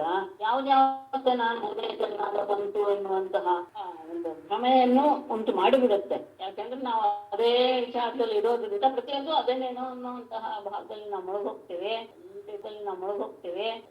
ಅಲ್ಲ ಪ್ರತಿಯೊಂದು ಹೌದಾ ಹೌದಾ ಹೌದಾ ಅಂತ ನಮ್ಮನ್ನು ನಾವು ತುಂಬಾ ಪರೀಕ್ಷೆ ಮಾಡ್ಕೊಳ್ಬೇಕು. ಯಾಕೆ ಒತ್ತು ಹೇಳ್ತಾ ಇದ್ದೀನಿ ಅಂದ್ರೆ ಈ ರೀತಿಯಾಗಿ ಭ್ರಮೆಯಲ್ಲಿರುವಂತವ್ರು ತುಂಬಾ ಜನ ಇದ್ದಾರೆ. ಆಮೇಲೆ ಒಂದಷ್ಟು ಜನ ಹೇಳೋರು ಇದ್ದಾರೆ, ನಮ್ಮ ಸೌಂದರ್ಯ ಹರಿ ಅಕ್ಷರೆಲ್ಲರೂ ಹೇಳೋರು ಇದ್ದಾರೆ, ನನಗೆ ಏನು ಸಹಸ್ರಾರದಲ್ಲಿ ಇದು ಏನು ಜ್ಞಾನದ ಆವಿರ್ಭಾವ ಆಗೋಯ್ತು, ನನಗೆ ಅದರ ಅನುಭವ ಆಯ್ತು ಅಂತೆಲ್ಲ ಹೇಳೋದುಂಟು. ನನಗೆ ಆಶ್ಚರ್ಯ ಆಗುತ್ತೆ. ಆದ್ರೆ ಏನ್ ಹೇಳೋದು ಅಲ್ಲ ಅಂತ ಹೇಳಕ್ ಆಗಲ್ಲ. ಯಾಕಂದ್ರೆ ಆ ಥರ ಭ್ರಮೆಯಲ್ಲಿ ತುಂಬಾ ಜನ ಇದ್ದಾರೆ. ತುಂಬಾ ಜನರು ಅದರ ರೀತಿ ನನ್ನ ಹತ್ರ ಹೇಳಿರೋದುಂಟು. ಅದೆಲ್ಲ ಅಲ್ಲ. ಅದಕ್ಕೋಸ್ಕರ ನಾನು ಹೇಳ್ತೇನೆ, ಪ್ರತಿಯೊಬ್ಬರು ತಮ್ಮನ್ನ ಶಿಕ್ಷೆಗೆ ಒಳಪಡಿಸ್ಕೊಳ್ಬೇಕು. ಹೌದಾ ಹೌದು ಅಂದ್ರೆ ಆ ಶಬ್ದ ಸ್ವರೂಪ ಆ ಪರಮಾತ್ಮನೇ. ಅದಾದ ಮೇಲೆ ಹೇಗೆ ಅದು ಕಾಣಿಸ್ಕೊಳ್ಳುತ್ತೆ ವಾಕ್ ಅನ್ನೋದು? ಯಥಾ ನರಕ್ಕೆ ಅನಿಲ ಬಂಧುಷ್ಮ ಬಲೇನ ದಾರುಣ್ಯಧಿಮತ್ಯಮಾನಃ ಅಣುಃ ಪ್ರಜಾತಃ ಹವಿಷಾ ಸಮಿಧ್ಯತೆ ತಥೈವ ಮೇ ವ್ಯಕ್ತಿರಿಯಂ ಹಿ ವಾಣಿ ಯಂ ವಾಣಿ ಮೇ ವ್ಯಕ್ತಿ. ಈ ಮಾತೆ ನನ್ನನ್ನ ಅಭಿವ್ಯಕ್ತಿಗೊಳಿಸೋದು ಅಂದ್ರೆ ತೋರುವ ಹಾಗೆ ಮಾಡೋದು. ನಮ್ಮೆಲ್ಲರ ಅನುಭವಕ್ಕೆ ಬರುವ ಹಾಗೆ ಮಾಡೋದು ಈ ಮಾತನ್ನು. ಹೇಗೆ ಅದು ವಿಷಯ ಚೆನ್ನಾಗಿದೆ ಗಮನಿಸ್ಕೊಳ್ಳಿ. ಯಥಾ ಇಲ್ಲಿ ವಿಷಯಗಳು ತುಂಬಾ ಇದೆ, ಬೇಡ ಗೊತ್ತಿಲ್ಲ, ಅದಕ್ಕೆ ಬೇಡ ಅಂತ ಬಿಟ್ಟು ಹೋಗ್ತಾ ಇದ್ದೀನಿ ನಾನು. ಹೇಳಿ ಮೇಡಮ್. ಅಲ್ಲ, ಅದು ವ್ಯಾಕರಣದವ್ರಿಗೆ ಮಾತ್ರ ಬೇಗ ಅರಿವಾಗುತ್ತೆ. ಯಾಕಂದ್ರೆ ಅವರು ಸ್ವಲ್ಪ ಮೊದಲೇ ವ್ಯಾಕರಣ ಓದಿರ್ತಾರೆ. ಓದೋರಿಗೆ ಇದು ಆಗೋದು ಸ್ವಲ್ಪ ನಾವು ಓದಿರ್ಲಿಲ್ಲ ಅಂದ್ರೂ ಇದು ಆತ್ಮ ಬುದ್ಧಿಯ ಸಮೇತ ತರಹ ಇದೆಯಾ ಮೇಡಮ್? ಅಲ್ಲ ಅದು ನಮ್ಮ ಬಾಯಿಂದ ಬರುವಂತಹ ಶಬ್ದಗಳು ಹೇಗೆ ಹೇಗೆ ಬರುತ್ತೆ ನೋಡಿಕೆ ಆತ್ಮ ಬುದ್ಧ್ಯ ಸಮೇತ್ಯರ್ಥಾನ ಮನೋನ್ಯುಂತೆ ವಿವಕ್ಷಯ ಕಾಯಾಗ್ನಿ ಮಾಹತಃ ಮಾಹಂತಿ ಸಪ್ರೇರಯತಿ ಮಾರುತಃ ತತ್ಪ್ರೇರಯತಿ ಮಾರುತಂ ಅಂತ. ಅದು ನಮ್ಮ ಬಾಯಲ್ಲಿ ಶಬ್ದ ಬರೋದಕ್ಕೆ ಅಂತ ಸುಮ್ನೆ ಬರಲ್ಲ. ಅದು ಆ ಸಂಸ್ಕಾರದಿಂದ ಆಮೇಲೆ ಸುಮ್ನೆ ಬರುತ್ತೆ ಅಂತ ನಾವು ಭಾವಿಸ್ಬಿಡ್ತೀವಿ ಅಷ್ಟೇ. ಆದ್ರೆ ಪ್ರತಿಯೊಂದು ಸತಿನೂ ಇದು ನಡೆಯುತ್ತೆ. ಮೊದಲು ಆತ್ಮ ಬುದ್ಧಿಗೆ ಹೇಳ್ತಾನೆ, ಬುದ್ಧಿ ಜೊತೆಗೆ ಸೇರ್ಕೊಂಡಾಗ ಸಮೇತ್ಯ ಅರ್ಥಾನ ಮನೋಯುಕ್ತೆ ವಿವಕ್ಷಯ, ಆ ಮನಸ್ಸು ವಿವಕ್ಷಯ ಅಂದ್ರೆ ಹೇಳುವ ಆ ಮನಸ್ಸಿನ ಜೊತೆಗೆ ಸೇರ್ಕೊಳ್ಳುತ್ತೆ. ಮನಃ ಕಾಯಾಗ್ನಿ ಮಾಹಂತಿ, ಆಗ ಮನಸ್ಸು ದೇಹದಲ್ಲಿರುವಂತಹ ಆ ಉಷ್ಣತೆಯನ್ನ ಅನಲವನ್ನ ಅದು ಇದು ಮಾಡುತ್ತೆ, ಹೊಡೆಯುತ್ತೆ ಅಂತ ಅರ್ಥ. ಅಂದ್ರೆ ಅಲ್ಲಿ ಘಾತವಾಗುತ್ತೆ. ಆಗ ಆ ಅಗ್ನಿ ಇದೆಯಲ್ಲ ಅದು ನಮ್ಮ ದೇಹದಲ್ಲಿರುವಂತಹ ವಾಯುವನ್ನ ಪ್ರೇರೇಪಣೆ ಮಾಡುತ್ತೆ. ಆ ಪ್ರೇರೇಪಣೆ ಮಾಡಿದಾಗ ನಮ್ಮ ದೇಹದಲ್ಲಿರುವಂತಹ ಯದ್ಯಪಿ ನಾವೆಲ್ಲ ತಿಳ್ಕೊಳ್ತೀವಿ ಎಲ್ಲ ಬಾಯಿಂದ ಬರುವಂತಹ ಅಕ್ಷರಗಳು ಅಂತ. ಹೌದು, ಬಾಯಿಂದಲೇ ಬರೋದು, ಅದೇನು ಸುಳ್ಳಲ್ಲ. ಆದ್ರೆ ಬಾಯಿಂದ ಬರೋದು ಸಹ ಯಾವ್ದು ಎಲ್ಲೆಲ್ಲಿ ಅನ್ನೋದನ್ನ ಹೇಳ್ತಾರಲ್ಲ, ಆ ವಾಯು ಆ ಸ್ಥಾನಕ್ಕೆ ಹೊಡೆದಾಗ ಅಂದ್ರೆ ನಮ್ಮ ಮನಸ್ಸಿನಲ್ಲಿ ಯಾವ ಶಬ್ದ ಹೇಳ್ಬೇಕು ಅನ್ನುವಂತ ಹೆಚ್ಚು ಮೂಡುತ್ತೋ ಆ ಶಬ್ದದ ಸ್ಥಾನಕ್ಕೆ ವಾಯು ಹೊಡೆದಾಗ ನಮ್ಮ ಬಾಯಿಂದ ಆ ಶಬ್ದಗಳ ರೂಪದಲ್ಲಿ ಅವುಗಳು ಹೊರಬರುತ್ತೆ ಅನ್ನೋದು ಆ ವಿಷಯ ಬೇರೆ. ಈಗ ಸೂಕ್ಷ್ಮವಾಗಿ ಹೇಳೋದು ಅಂದ್ರೆ ಹೇಳಿಬಿಡ್ತೇನೆ. ನಮ್ಮಲ್ಲಿ 93 ಅಕ್ಷರಗಳು ಇವೆ ಅಂತ ತಗುತ್ತೆ. ಅ ಈ ಊ ರು ಋ ಎ ಓ ಐ ಔ ಅನ್ನೋದು ಪ್ರಧಾನವಾದದ್ದು. ನಮ್ಮಲ್ಲಿ 9 ಅಕ್ಷರಗಳು, ಸ್ವರಗಳು. ಅದರಲ್ಲಿ ಅಕಾರ, ಇಕಾರ, ಉಕಾರ ಈ 3 ಇದೆಯಲ್ಲ, ಈ 3 ಹ್ರಸ್ವ, ದೀರ್ಘ, ಪ್ಲುತ ಅಂತ 3 ಭೇದವನ್ನ ಹೊಂದುತ್ತೆ. ಆಮೇಲೆ ಋಕಾರ ಇದೆಯಲ್ಲ, ಋಕಾರಕ್ಕೆ ಪ್ಲುತ ಇಲ್ಲ, ಅದಕ್ಕೆ ಕೇವಲ ಹ್ರಸ್ವ ಮತ್ತು ದೀರ್ಘ ಮಾತ್ರ, 2 ಮಾತ್ರ. ಆವಾಗ ಋಕಾರಕ್ಕೂ ಸಹ ಹ್ರಸ್ವ ಮತ್ತು ಪ್ಲುತ ಇದೆ, ದೀರ್ಘ ಇಲ್ಲ, ಅದು 2 ಭೇದ. ಅಂದ್ರೆ ಅ ಈ ಊ 9 ಆಯ್ತು. ಋಕಾರ ಪ್ಲುತ ಇಲ್ಲದೆ ಇರೋದ್ರಿಂದ ಹ್ರಸ್ವ ಮತ್ತು ದೀರ್ಘ ಮಾತ್ರ ಆದ್ರಿಂದ 2 ಅಂತಾಯ್ತು. ಋಕಾರಕ್ಕೆ ದೀರ್ಘ ಇಲ್ಲದೆ ಇರೋದ್ರಿಂದ ಹ್ರಸ್ವ ಮತ್ತು ಪ್ಲುತ ಮಾತ್ರ ಆದ್ರಿಂದ ಅದು 2 ಆಯ್ತು. ಆಮೇಲೆ ಎ ಓ ಐ ಔ ಇದೆಯಲ್ಲ, ಇವುಗಳು ಸಂಧ್ಯಕ್ಷರಗಳು ಅಂತ ಅನ್ಸ್ಕೊಡುತ್ತೆ ನಮ್ಮ. ಸಂಧ್ಯಕ್ಷರಗಳು ಅಂತ ಅನ್ಸ್ಕೊಡುತ್ತೆ ನಮ್ಮ. ಸಂಧ್ಯಕ್ಷರಗಳು ಅಂದ್ರೆ ಯಾವಾಗಲೂ ಸಹ ಅದರಲ್ಲಿ 2 ಅಕ್ಷರಗಳಿವೆ ಅಂತ. ಎ ಐ ನಲ್ಲಿ ಅಕಾರ ಇಕಾರಗಳಿವೆ, ಓ ಅವನಲ್ಲಿ ಅಕಾರ ಉಕಾರಗಳಿವೆ. ಅವುಗಳು ಯಾವಾಗಲೂ ಸಹ ದೀರ್ಘಾನೆ. ನಮ್ಮ ಸಂಸ್ಕೃತದಲ್ಲಿ ಎ ಅಂತ ಹ್ರಸ್ವ ಏಕಾರ ಇಲ್ಲವೇ ಇಲ್ಲ, ದೀರ್ಘ ಏಕಾರವೇ ದೀರ್ಘ ಓಕಾರವೇ ಇರೋದೇ ಹೊತ್ತು. ಹಾಗಾಗಿ ದೀರ್ಘ ಮತ್ತು ಪ್ಲುತ ಅಂತ ಬಂತು ಈ 4 ಅಕ್ಷರಗಳಿಗೆ. ಹಾಗಾಗಿ ಏನಾಯ್ತು, ಒಟ್ಟು 8. ಎಷ್ಟಾಯ್ತು ಹಾಗಾದ್ರೆ ಸ್ವರಗಳ ವಿಷಯವನ್ನು ತಗೊಂಡಾಗ 9, 4, 13, 8, 21 ಆಯ್ತು ಸ್ವರಗಳು. ಆಮೇಲೆ ವ್ಯಂಜನಗಳಿಗೆ ಬರೋಣ. ಅದು ಬೇಗ ಸುಲಭ ಗೊತ್ತಾಗ್ಬಿಡುತ್ತೆ. ವರ್ಗೀಯ ವ್ಯಂಜನಗಳು ಅಂತ ನಾವು ಹೇಳ್ತೇವೆ. ಕವರ್ಗ, ಚವರ್ಗ, ವರ್ಗ ತಗೊಂಡಾಗ ಈ 25 ವರ್ಗಗಳು 5 ಆದ್ರಿಂದ 25 ಅಕ್ಷರಗಳನ್ನು ನಾವು ಸ್ಪರ್ಶವರ್ಣಗಳು ಅಂತ ಕರಿತೀವಿ. ಏನು ಸ್ಪರ್ಶವರ್ಣಗಳು ಅಂದ್ರೆ ನಾವು ಉಚ್ಚಾರ ನಾವು ಉಚ್ಚಾರ ಮಾಡುವಾಗ ನಮ್ಮಲ್ಲಿ ನಾಲಿಗೆ ಅಥವಾ ಕಿರುನಾಲಿಗೆ ಯಾವ್ದಾದ್ರು 2ರಲ್ಲಿ ಒಂದು ಪೂರ್ತಿಯಾಗಿ ಸ್ಪರ್ಶ ಮಾಡುತ್ತೆ. ಅವುಗಳು ಸ್ಪರ್ಶವರ್ಣಗಳು ಅಂತ ಅನ್ನಿಸ್ಕೊಳ್ತೆ. ಅದೇನೆ ಸ್ವರಗಳಿವೆಯಲ್ಲ ಅವುಗಳು ಸ್ವತಂತ್ರ, ಅವುಗಳು ಸ್ವಯಂ ರಾಜಂತ. ಅವುಗಳು ಉಚ್ಚಾರ ಮಾಡುವಾಗ ನೀವು ಗಮನಿಸಿ, ಹೇಳ್ತಾ ಇರೋಲ್ಲ ಗೊತ್ತಾಗತ್ತೆ ನಮ್ಗೆ. ಈ ಹೇಳುವಾಗ ನಾಲಿಗೆ ಎಲ್ಲೂ ಸಹ ಸ್ಪರ್ಶವಾಗೋದಿಲ್ಲ. ಆದ್ರೆ ಕ ಖ ಗಜ ಹೇಳುವಾಗ ಗಮನಿಸಬಹುದು, ಎಲ್ಲ ಕಡೆ ಪೂರ್ತಿಯಾಗಿ ಸ್ಪರ್ಶವಾಗ್ಬಿಡುತ್ತೆ. ಹಾಗಾಗಿ ಆ 25 ನಾವು ಸ್ಪರ್ಶವರ್ಣಗಳು ಅಂತ ಕರಿತೀವಿ. ಆಮೇಲೆ ಯವರಲ ಶಶ ಸಹ ಇದನ್ನ ಅವರ್ಗೀಯ ವ್ಯಂಜನಗಳು ಅಂತ ಕರಿತೀವಿ.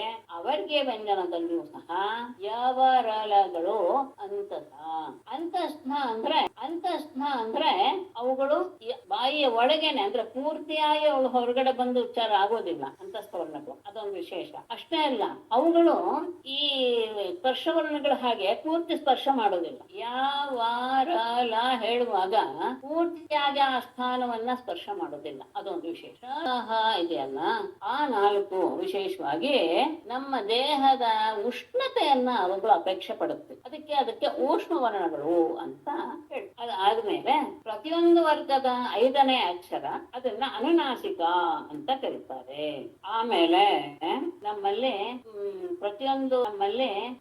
ಪ್ರತಿಯೊಂದು ಶಬ್ದಗಳನ್ನ ಹೇಳುವಾಗ ನಾವು ಅನುಸ್ವಾರ ವಿಸರ್ಗವನ್ನ ತುಂಬಾ ಸತಿ ಹೇಳ್ತೀವಿ. ಹೆಚ್ಚು ಕಡಿಮೆ 75-80 ಭಾಗ ನಾವು ಅದನ್ನ ಇಟ್ಕೊಂಡೆ ನಾವು ವ್ಯವಹಾರ ಮಾಡ್ತೀವಿ ಲೋಕದಲ್ಲಿ. ಹರಿಕೆ, ಕಂಬು ಇತ್ಯಾದಿ ಎಲ್ಲ. ಹಾಗಾಗಿ ಅದೂ ಸಹ ಒಂದು ವರ್ಣ ಅನ್ನೋದೇ ನಮ್ಮಲ್ಲಿ. ಅದು ವ್ಯಾಕರಣವನ್ನು ಪಾಠ ಮಾಡುವಾಗ ಕೇಳುವಾಗ ಅದು ವಿಷಯ ಗೊತ್ತಾಗುತ್ತೆ. ಆ ಥರದ್ದು 4 ಇದನ್ನ ನಾನು ಈ 2 ವಿಷಯವನ್ನ ನಾನು ಸೌಂದರ್ಯಲಹರಿ ಪಾಠ ಮಾಡುವಾಗ ಇದನ್ನ ಹೇಳಿ. ಅನುಸ್ವಾರ ವಿಸರ್ಗ ನಿಮ್ಗೆ ಎಲ್ರಿಗೂ ಗೊತ್ತು.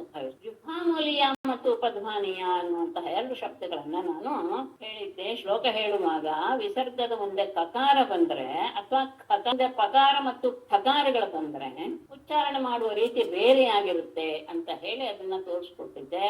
ಕಕಾರ ಖಕಾರಗಳ ಹಿಂದೆ ಬರುವಂತಹ ವಿಸರ್ಗ ಅದು ಅರ್ಧಚಂದ್ರದಲ್ಲಿ ಒಂದು ಮೇಲ್ಮುಖವಾಗಿರುತ್ತೆ, ಒಂದು ಕೆಳಮುಖವಾಗಿರುತ್ತೆ. ಅದನ್ನು ತೋರಿಸುವಂತಹ ಚಿಹ್ನೆ ಅದು ಯುಹಾಮೂಲ್ಯ. ಖಗಳ ಹಿಂದೆ ಇದ್ರೆ ಖಗಳ ಹಿಂದೆ ಇದ್ರೆ ಅದನ್ನ ಉಪಧ್ಮಾನೀಯ ಅಂತ ಕರೀತೀನಿ. ಗೊತ್ತಾಯ್ತಾ? ಇದೆಲ್ಲವೂ ಸಹ ನಮ್ಮ ಬಾಯಿಯಲ್ಲಿ ಅದು ಆಮೇಲೆ ಅಂತ ಹೇಳಿಲ್ಲ. ಕವರ್ಗಗಳು ಎಲ್ಲಿ ಉಟ್ಕೊಳ್ಳುತ್ತೆ ಅಂದ್ರೆ ಕಂಠದಲ್ಲಿ ಉಟ್ಕೊಳ್ಳುತ್ತೆ. ನೀವು ಉಚ್ಚಾರ ಮಾಡಿ ಗಮನಿಸಿ ಗೊತ್ತಾಗುತ್ತೆ. ಕ ಖ ಗ ಘ. ಆಮೇಲೆ ಪಂಚಮಾಕ್ಷರಕ್ಕೆ ಅನುನಾಸಿಕ ಅಂತ ಹೇಳಿ ನಾನು ಒಟ್ಟಿಗೆ ಆಮೇಲೆ ಹೇಳ್ಬಿಡ್ತೇನೆ. ಅದು ಹೌದು. 5 ಅಕ್ಷರಗಳು ಕವರ್ಗ ಕಂಠದಲ್ಲಿ ಉಂಟಾಗುತ್ತೆ. ಆಮೇಲೆ ಚವರ್ಗ ನಾಲಿಗೆ ನಮ್ಮ ಅಟ್ಟಕ್ಕೆ ಹೋಗುತ್ತೆ. ಅಟ್ಟಕ್ಕೆ ಅಂದ್ರೆ ನಾವು ಬಾಯಿಗೆ ಏನಾದ್ರೂ ಹಾಕೊಂಡ್ರೆ, ವಿಶೇಷವಾಗಿ ಉಪ್ಪಿನಕಾಯಿ ಆ ತರದ ಒಂದು ರಸ ಪದಾರ್ಥ ಹಾಕೊಂಡ್ರೆ ನಾಲಿಗೆ ಎಲ್ಲಿ ಹೋಗಿ ಸ್ಪರ್ಶ ಮಾಡುತ್ತೋ ನೋಡುವಾಗ ಚಪ್ಪರಿಸೋದು ಅಂತ ಹೇಳ್ತೀವಲ್ಲ, ಹಾಗೆ ಮಾಡುವಾಗ ಅದು ಎಲ್ಲಿ ಹೋಗುತ್ತೋ ಅದು ಕಾಲು ಅಂತ ಅನ್ಸ್ಕೊಳ್ಳುತ್ತೆ. ಚವರ್ಗ ನಾಲಿಗೆ ಅಲ್ಲಿ ಸ್ಪರ್ಶ ಮಾಡಿದಾಗ ಚವರ್ಗದ ಉತ್ಪತ್ತಿ ಆಗುತ್ತೆ. ಚ ಜ ಛ ಞ. ಆಮೇಲೆ ನಾಲಿಗೆ ಸ್ವಲ್ಪ ಇನ್ನೂ ಮಡಚ್ಕೊಳ್ಳುತ್ತೆ ನಾಲಿಗೆ. ಅದು ಚವರ್ಗ ಅಲ್ಲಿಂದ ಉಚ್ಚಾರವಾಗುತ್ತೆ. ಅದು ಎಲ್ಲಿಗೆ ಬರುತ್ತೆ ಅಂದ್ರೆ ಮೂರ್ಧ ಅಂತ ಹೇಳ್ತೀವಿ ಅದನ್ನ ನಾವು. ಅದು ನೆತ್ತಿಯ ಆ ರಂಧ್ರವನ್ನ ಇದು ಬಾಯಿ ಒಳಗೆ ಕೆಲವರು ಈ ಅಘೋರಿಗಳು ಅಲ್ಲಿ ಇದು ಮಾಡ್ಕೊಳ್ತಾರೆ, ರಂಧ್ರ ಮಾಡ್ಕೊಳ್ತಾರೆ ನೆತ್ತಿಯಲ್ಲಿ. ರಂಧ್ರ ಮಾಡಿಕೊಂಡು ನಿಧಾನ ರಂಧ್ರ ಮಾಡ್ತಾ ಆ ಕೆಳಗಡೆ ನಾನು ಹೇಳಿದಂತಹ ಅಟ್ಟ ಅಂದ್ರೆ ಮಧ್ಯಭಾಗಕ್ಕೆ ಅಲ್ಲಿ ತಂದ್ಕೊಳ್ತಾರೆ. ಹೋಲು ಅಲ್ಲಿವರೆಗೂ ಬರುತ್ತೆ. ಅವರು 300-400 ವರ್ಷ ಬದುಕಿರ್ತಾರೆ ಅನ್ನೋದು ಪ್ರಸಿದ್ಧಿ. ಮೂರ್ಧ. ಆಮೇಲೆ ತವರ್ಗ ನಾಲಿಗೆ ಗಮನಿಸಿ ದಂತ ಅಂದ್ರೆ ಒಸಡು. ಯಾವ್ದಾದ್ರು ತಗೊಳ್ಬಹುದು. ಅಂದ್ರೆ ಅಲ್ಲಿ ಇಲ್ಲದೆ ಇದ್ದಾಗಲೂ ತವರ್ಗ ಹೇಳ್ಬೋದಲ್ಲ ಅಂದ್ರೆ ಅದು ಒಸಡಿಗೆ ತಗಲಿದ್ದಾರೆ. ಆಮೇಲೆ ಪವರ್ಗ 2 ತುಟಿಗಳ ಸಹಾಯದಿಂದ ಬರುತ್ತೆ. ಇದು ಒಂದು ಇಷ್ಟು ವಿಶೇಷ. ಅದಾದ್ಮೇಲೆ ಪ್ರತಿಯೊಂದು ವರ್ಗದ ಕೊನೆಯ ಅಕ್ಷರ ಇದೆಯಲ್ಲ ಅದು ಆ ವರ್ಗಕ್ಕೆ ಯಾವ್ಯಾವ ಸ್ಥಾನವನ್ನು ನಾನು ಈಗ ಹೇಳಿದ್ನೋ ಕಂಠ, ಅದು ನಾನ್ ಹೇಳುವಾಗ ಕಂಠವೂ ಬೇಕು, ಮೂಗುನು ಬೇಕು. ಅನುನಾಸಿಕ ಅಂತ ಹೇಳಿದ್ರೆ ಆ ಸ್ಥಾನದ ಜೊತೆಗೆ ಮೂಗನ್ನು ಸೇರಿಸಿ ಹೇಳ್ತೀವಿ ಅಂತ. ಕೇವಲ ನಾಸಿಕ ಅಲ್ಲ, ಅನುನಾಸ ಅಂತ. ಹೀಗೆ ಅವುಗಳಿಗೆ ಸ್ಥಾನ ಇದೆ ಅನ್ನೋದು ನಮ್ಮಲ್ಲಿ. ಅಂದ್ರೆ ಇದೆಲ್ಲೂ ಸಹ ಯಾವಾಗ ಉಂಟಾಗುತ್ತೆ? ಗಾಳಿಯ ನಮ್ಮಲ್ಲಿ ಪ್ರಾಣವಾಯುವಿನ ಸಂಪರ್ಕವಾದಾಗ ಮಾತ್ರ ಈ ಎಲ್ಲ ಅಕ್ಷರಗಳು ಉಂಟಾಗುತ್ತೆ. ಅದನ್ನೇ ನಾವು ಪ್ರಯತ್ನ ಶಬ್ದದಿಂದ ವ್ಯಾಕರಣದಲ್ಲಿ ಸ್ಥಾನಗಳೆಲ್ಲ ಇದೆ. ಸ್ಥಾನಗಳಿದ್ದ ತಕ್ಷಣ ಆಕಾಶದ ಎಲ್ಲ ಕಡೆ ಇದಿದೆ, ಶಬ್ದಗಳಿವೆ. ಆದರೆ ಆ ರೇಡಿಯೋ ಅನ್ನೋದು ಒಂದಿಟ್ಟರೆ ಅಲ್ಲಿರುವ ಅಕ್ಷರಗಳನ್ನೆಲ್ಲ ಅದನ್ನ ತೆಗೆದುಕೊಂಡು ಅದು ನಮಗೆ ಅಕ್ಷರ ರೂಪದಲ್ಲಿ ಕೊಡುತ್ತೆ. ಹಾಗೇನೆ ನಾವು ಪ್ರಯತ್ನ ಪಟ್ರೆ ನಮ್ಮಲ್ಲಿ ಆ ವಾಯುವಿನ ಸಹಾಯದಿಂದ ಆ ಅಕ್ಷರಗಳಲ್ಲಿ ಆದ್ಮೇಲೆ ಇಲ್ಲಿ ಇವ್ರು ಹೇಳ್ತಾರೆ, ನೀವು ಹೇಳಿದ್ರೆ ಅವ್ಯಕ್ತವಾದಂತಹ ಪರಬ್ರಹ್ಮ ಅದು ಈ ರೂಪದಂತಹ ಪರಬ್ರಹ್ಮ ಅದು ಈ ರೂಪದಲ್ಲಿ ಮಧ್ಯಮ ವೈಖರಿ ರೂಪದಲ್ಲೆಲ್ಲ ಬರುತ್ತೆ ಅಂತ. ಹೇಗೆ ಅಂದರೆ ಯಥಾನಲಃ ಕೇನಿಲ ಬಂಧೂಷ್ಮ ಬಲೇನ ದಾರುಣ್ಯರಿಮತ್ಯಮಾನಃ ಅಣುಃ ಪ್ರಜಾತಃ ಹವಿಷಾ ಸಮಿತ್ಯತೆ ತಥೈವ ಮೇ ವ್ಯಕ್ತಿರಿಯಂ ಹಿವಾಣಿ. ಯಥಾ ಅಗ್ನಿಃ ಯಥಾ ಅನಲಃ ಹೇ ಅನೇಕ ಬಂಧುಃ ಊಷ್ಮ ದಾರುಣೆ ಬಲೇನ ಅಧಿಮತ್ಯಮಾನಃ ಅಣುಃ ಪ್ರಜಾತಃ ಹವಿಷಾ ಅಥವಾ ಪ್ರಜಾತಃ ಅಣುಃ ಬಲೇನ ದಾರುಣೆ ಬಲೇನ ಅಧಿಮಧ್ಯಮಾನಃ ಹವಿಷಾ ಸಮಿಧ್ಯತೆ ತಥಾ ಏವ ಮೇ ಇಯಂ ವಾಣಿ ವ್ಯಕ್ತಿ ಹೇಗೆ ಅನಲಹ ಅಗ್ನಿ ಹೇ ಆಕಾಶದಲ್ಲಿ ಅನಿಲ ಬಂಧುವು ವಾಯುವಿನ ಸಂಪರ್ಕವನ್ನ ಪಡೆದುಕೊಂಡು ಊಷ್ಮ ಅದು ಸ್ವಲ್ಪ ಬಿಸಿ ಆಗುತ್ತೆ, ಅದು ಸ್ವಲ್ಪ ಬಿಸಿ ಆಗುತ್ತೆ. ನಾವು ಮಾತಾಡುವಾಗ ನಮ್ಮಲ್ಲಿ ಅಗ್ನಿ ಇರಲೇಬೇಕು, ನಮ್ಮ ದೇಹದಲ್ಲಿ ಅಗ್ನಿ ಇದ್ದಾಗ ಮಾತ್ರ ಅದು ಬರೋದಕ್ಕೆ ಸಾಧ್ಯ. ಆ ತೇಜಸ್ ಇಲ್ದಿದ್ರೆ ನಮ್ಮಲ್ಲಿ ಅಕ್ಷರದ ಆವಿರ್ಭಾವ ಆಗೋದಿಲ್ಲ. ಆ ತೇಜಸ್ಸು ಅಂತ ತಗೊಳ್ಬಹುದು, ಅಥವಾ ಅಗ್ನಿಯ ಸಣ್ಣ ಒಂದು ಸೂಕ್ಷ್ಮಾಂಶ. ಅದು ದಾರುಣಿಕೆ ಧರಣಿಯಲ್ಲಿ ಬಲೇನ ಅಧಿಮಧ್ಯಮಾನ ಬಲಪೂರ್ವಕವಾಗಿ ಅದನ್ನ ಪಡೆದಾಗ ಅಣು ಪ್ರಜಾತ ಅಣುರೂಪದಲ್ಲಿ ಅದು ಕಾಣಿಸ್ಕೊಳ್ಳುತ್ತೆ. ಹಾಗೆ ಕಾಣಿಸಿಕೊಂಡಂತಹ ಅಣುವಿನ ರೂಪದಲ್ಲಿರುವ ಅಗ್ನಿ ಏನಾಗುತ್ತೆ, ಹವಿಷ್ಠಾತ್ ಸಮ್ಯತೆ. ಆ ಹವಿಸ್ ಹಾಕಿದ ತಕ್ಷಣ ಅದಕ್ಕೆ ಅದು ಇನ್ನು ಜೋರಾಗಿ ಉರಿಯೋದಕ್ಕೆ ಶುರುವಾಗುತ್ತೆ. ಹಾಗೆಯೇ ಈ ಮಾತು ಸಹ ಎನ್ನುವುದು ಸಹ ಮೇವ್ಯಕ್ಕೆ ನನ್ನನ್ನ ಪ್ರಕಟಪಡಿಸುವಂತಹ ಒಂದು ಆಕಾಶದಲ್ಲಿ ಅಗ್ನಿ ವಾಯುವಿನ ಸಹವಾಗಿ ಉರಿಯೋದಿಲ್ಲ. ವಾಯುವಿನ ಸಹಾಯದಿಂದ ಏನಾಗುತ್ತೆ, ಅದು ತನ್ನ ತೇಜಸ್ಸನ್ನ ಪ್ರಕಟಗೊಳಿಸುತ್ತೆ. ಅದು ಅವ್ಯಕ್ತವಾಗಿ ಸೂಕ್ಷ್ಮ ರೂಪದಲ್ಲಿಯೇ ಇರುತ್ತೆ. ಆಕಾಶದಲ್ಲೇ ಇದೆ, ಗಮನಿಸಿ, ಆಕಾಶದಲ್ಲೇ ಇದೆ ಅಗ್ನಿ ವಾಯು ಎಲ್ಲವೂ ಇದೆ. ಅದು ಇದ್ದಾಗ ಆ ಅರಣಿ ಎರಡು ಅರಣಿಯನ್ನ ಮರದ ತುಂಡು ಅಗ್ನಿಯನ್ನು ಉಂಟು ಮಾಡುದು, ಆ ಎರಡರ ಮಧ್ಯದಲ್ಲಿ ತಂದ್ಕೊಳ್ಳಿ. ತಂದಾಗ ಅದನ್ನ ಸ್ವಲ್ಪ ಬಲ ಹಾಕಿ ನೀವು ಅದನ್ನು ಉಜ್ಜಿದಾಗ ಕಿಡಿ ಹೊರಹೊಮ್ಮತ್ತೆ. ಅದಕ್ಕೆ ನೀವು ಹವಿಸ್ಸನ್ನು ಹಾಕಿದಾಗ ಅದು ಜ್ವಾಲೆಯಾಗಿ ಕಣ್ಣಿಗೆ ಕಾಣಿಸ್ಕೊಳ್ಳುತ್ತೆ. ಹಾಗೇನೆ ನಾದ ರೂಪದಿಂದ ಇರುವಂತಹ ಮೂಲಾಧಾರವನ್ನು ಪ್ರವೇಶ ಮಾಡಿದಂತಹ ನಾನು ಹೊರಗಡೆ ವೈಖರಿ ರೂಪದಲ್ಲಿ ಬರ್ತೇನೆ. ಇದೇನೆ ಈ ವಾಕ್ ಎನ್ನುವುದೇ ಕ್ರಮವಾಗಿ ಗೋಚರಿಸುವಂತಹ ನನ್ನದೇ ಅಭಿವ್ಯಕ್ತಿ. ಶಬ್ದ ರೂಪದಲ್ಲಿರೋದೆಲ್ಲವೂ ಸಹ ಪರಮಾತ್ಮನ ಅಭಿವ್ಯಕ್ತಿನೇ. ಮತ್ತೆ ಇಷ್ಟೇ ಅಲ್ಲ, ಮಾತು ಏವಂ ಗತಿ ಕರ್ಮ ಗತಿರ್ವಿತರ್ಕ ಘ್ರಾಣೋ ರಸೋ ದೃಕ್ಸ್ಪರ್ಶ ಪ್ರತಿಷ್ಠ ಸಂಕಲ್ಪ ವಿಜ್ಞಾನ ಅಥಾಭಿಮಾನ ಸೂತ್ರಂ ರಜಸ್ತತ್ವತಮೋ ವಿಕಾರಃ. ಹಾಗೆ ಹೋಗೋಣ. ಏವಂ ಹಾಗೆ ಗದಿಹಿ ಅಂದ್ರೆ ಗದ ವ್ಯಕಾಯಾಮ ವಾಚಿ ಅಂತ ಮಾತು ಅಂತ ಅಂದ್ರೆ ಆಡುವ ಮಾತು, ಭಾಷಣ ಅಂತ ಇಟ್ಕೊಳ್ಳಿ. ಇದು ಸಹ ನನ್ನ ಅಭಿವ್ಯಕ್ತಿನೇ. ಅಂದ್ರೆ ಮುಂದೆ ಆಗುವ ಎಲ್ಲವೂ ಸಹ ನನ್ನ ಅಭಿವ್ಯಕ್ತಿಯೇ. ಯಾವುದು ಒಂದಾಯ್ತು, ಏವಂ ಗದಿಹಿ ಅಂದ್ರೆ ಮಾತು ಆಡುವುದಕ್ಕೆಲ್ಲ ಅದು ನನ್ನ ಅಭಿವ್ಯಕ್ತಿ. ಹಾಗೇನೆ ಕರ್ಮಗತಿ, ಕರ್ಮ ಅಷ್ಟೇ ಇಟ್ಕೊಳ್ಳಿ, ಆಮೇಲೆ ಗತಿ ಬೇಕಾದ್ರೆ ಬೇರೆ ತಗೊಳ್ಳೋಣ.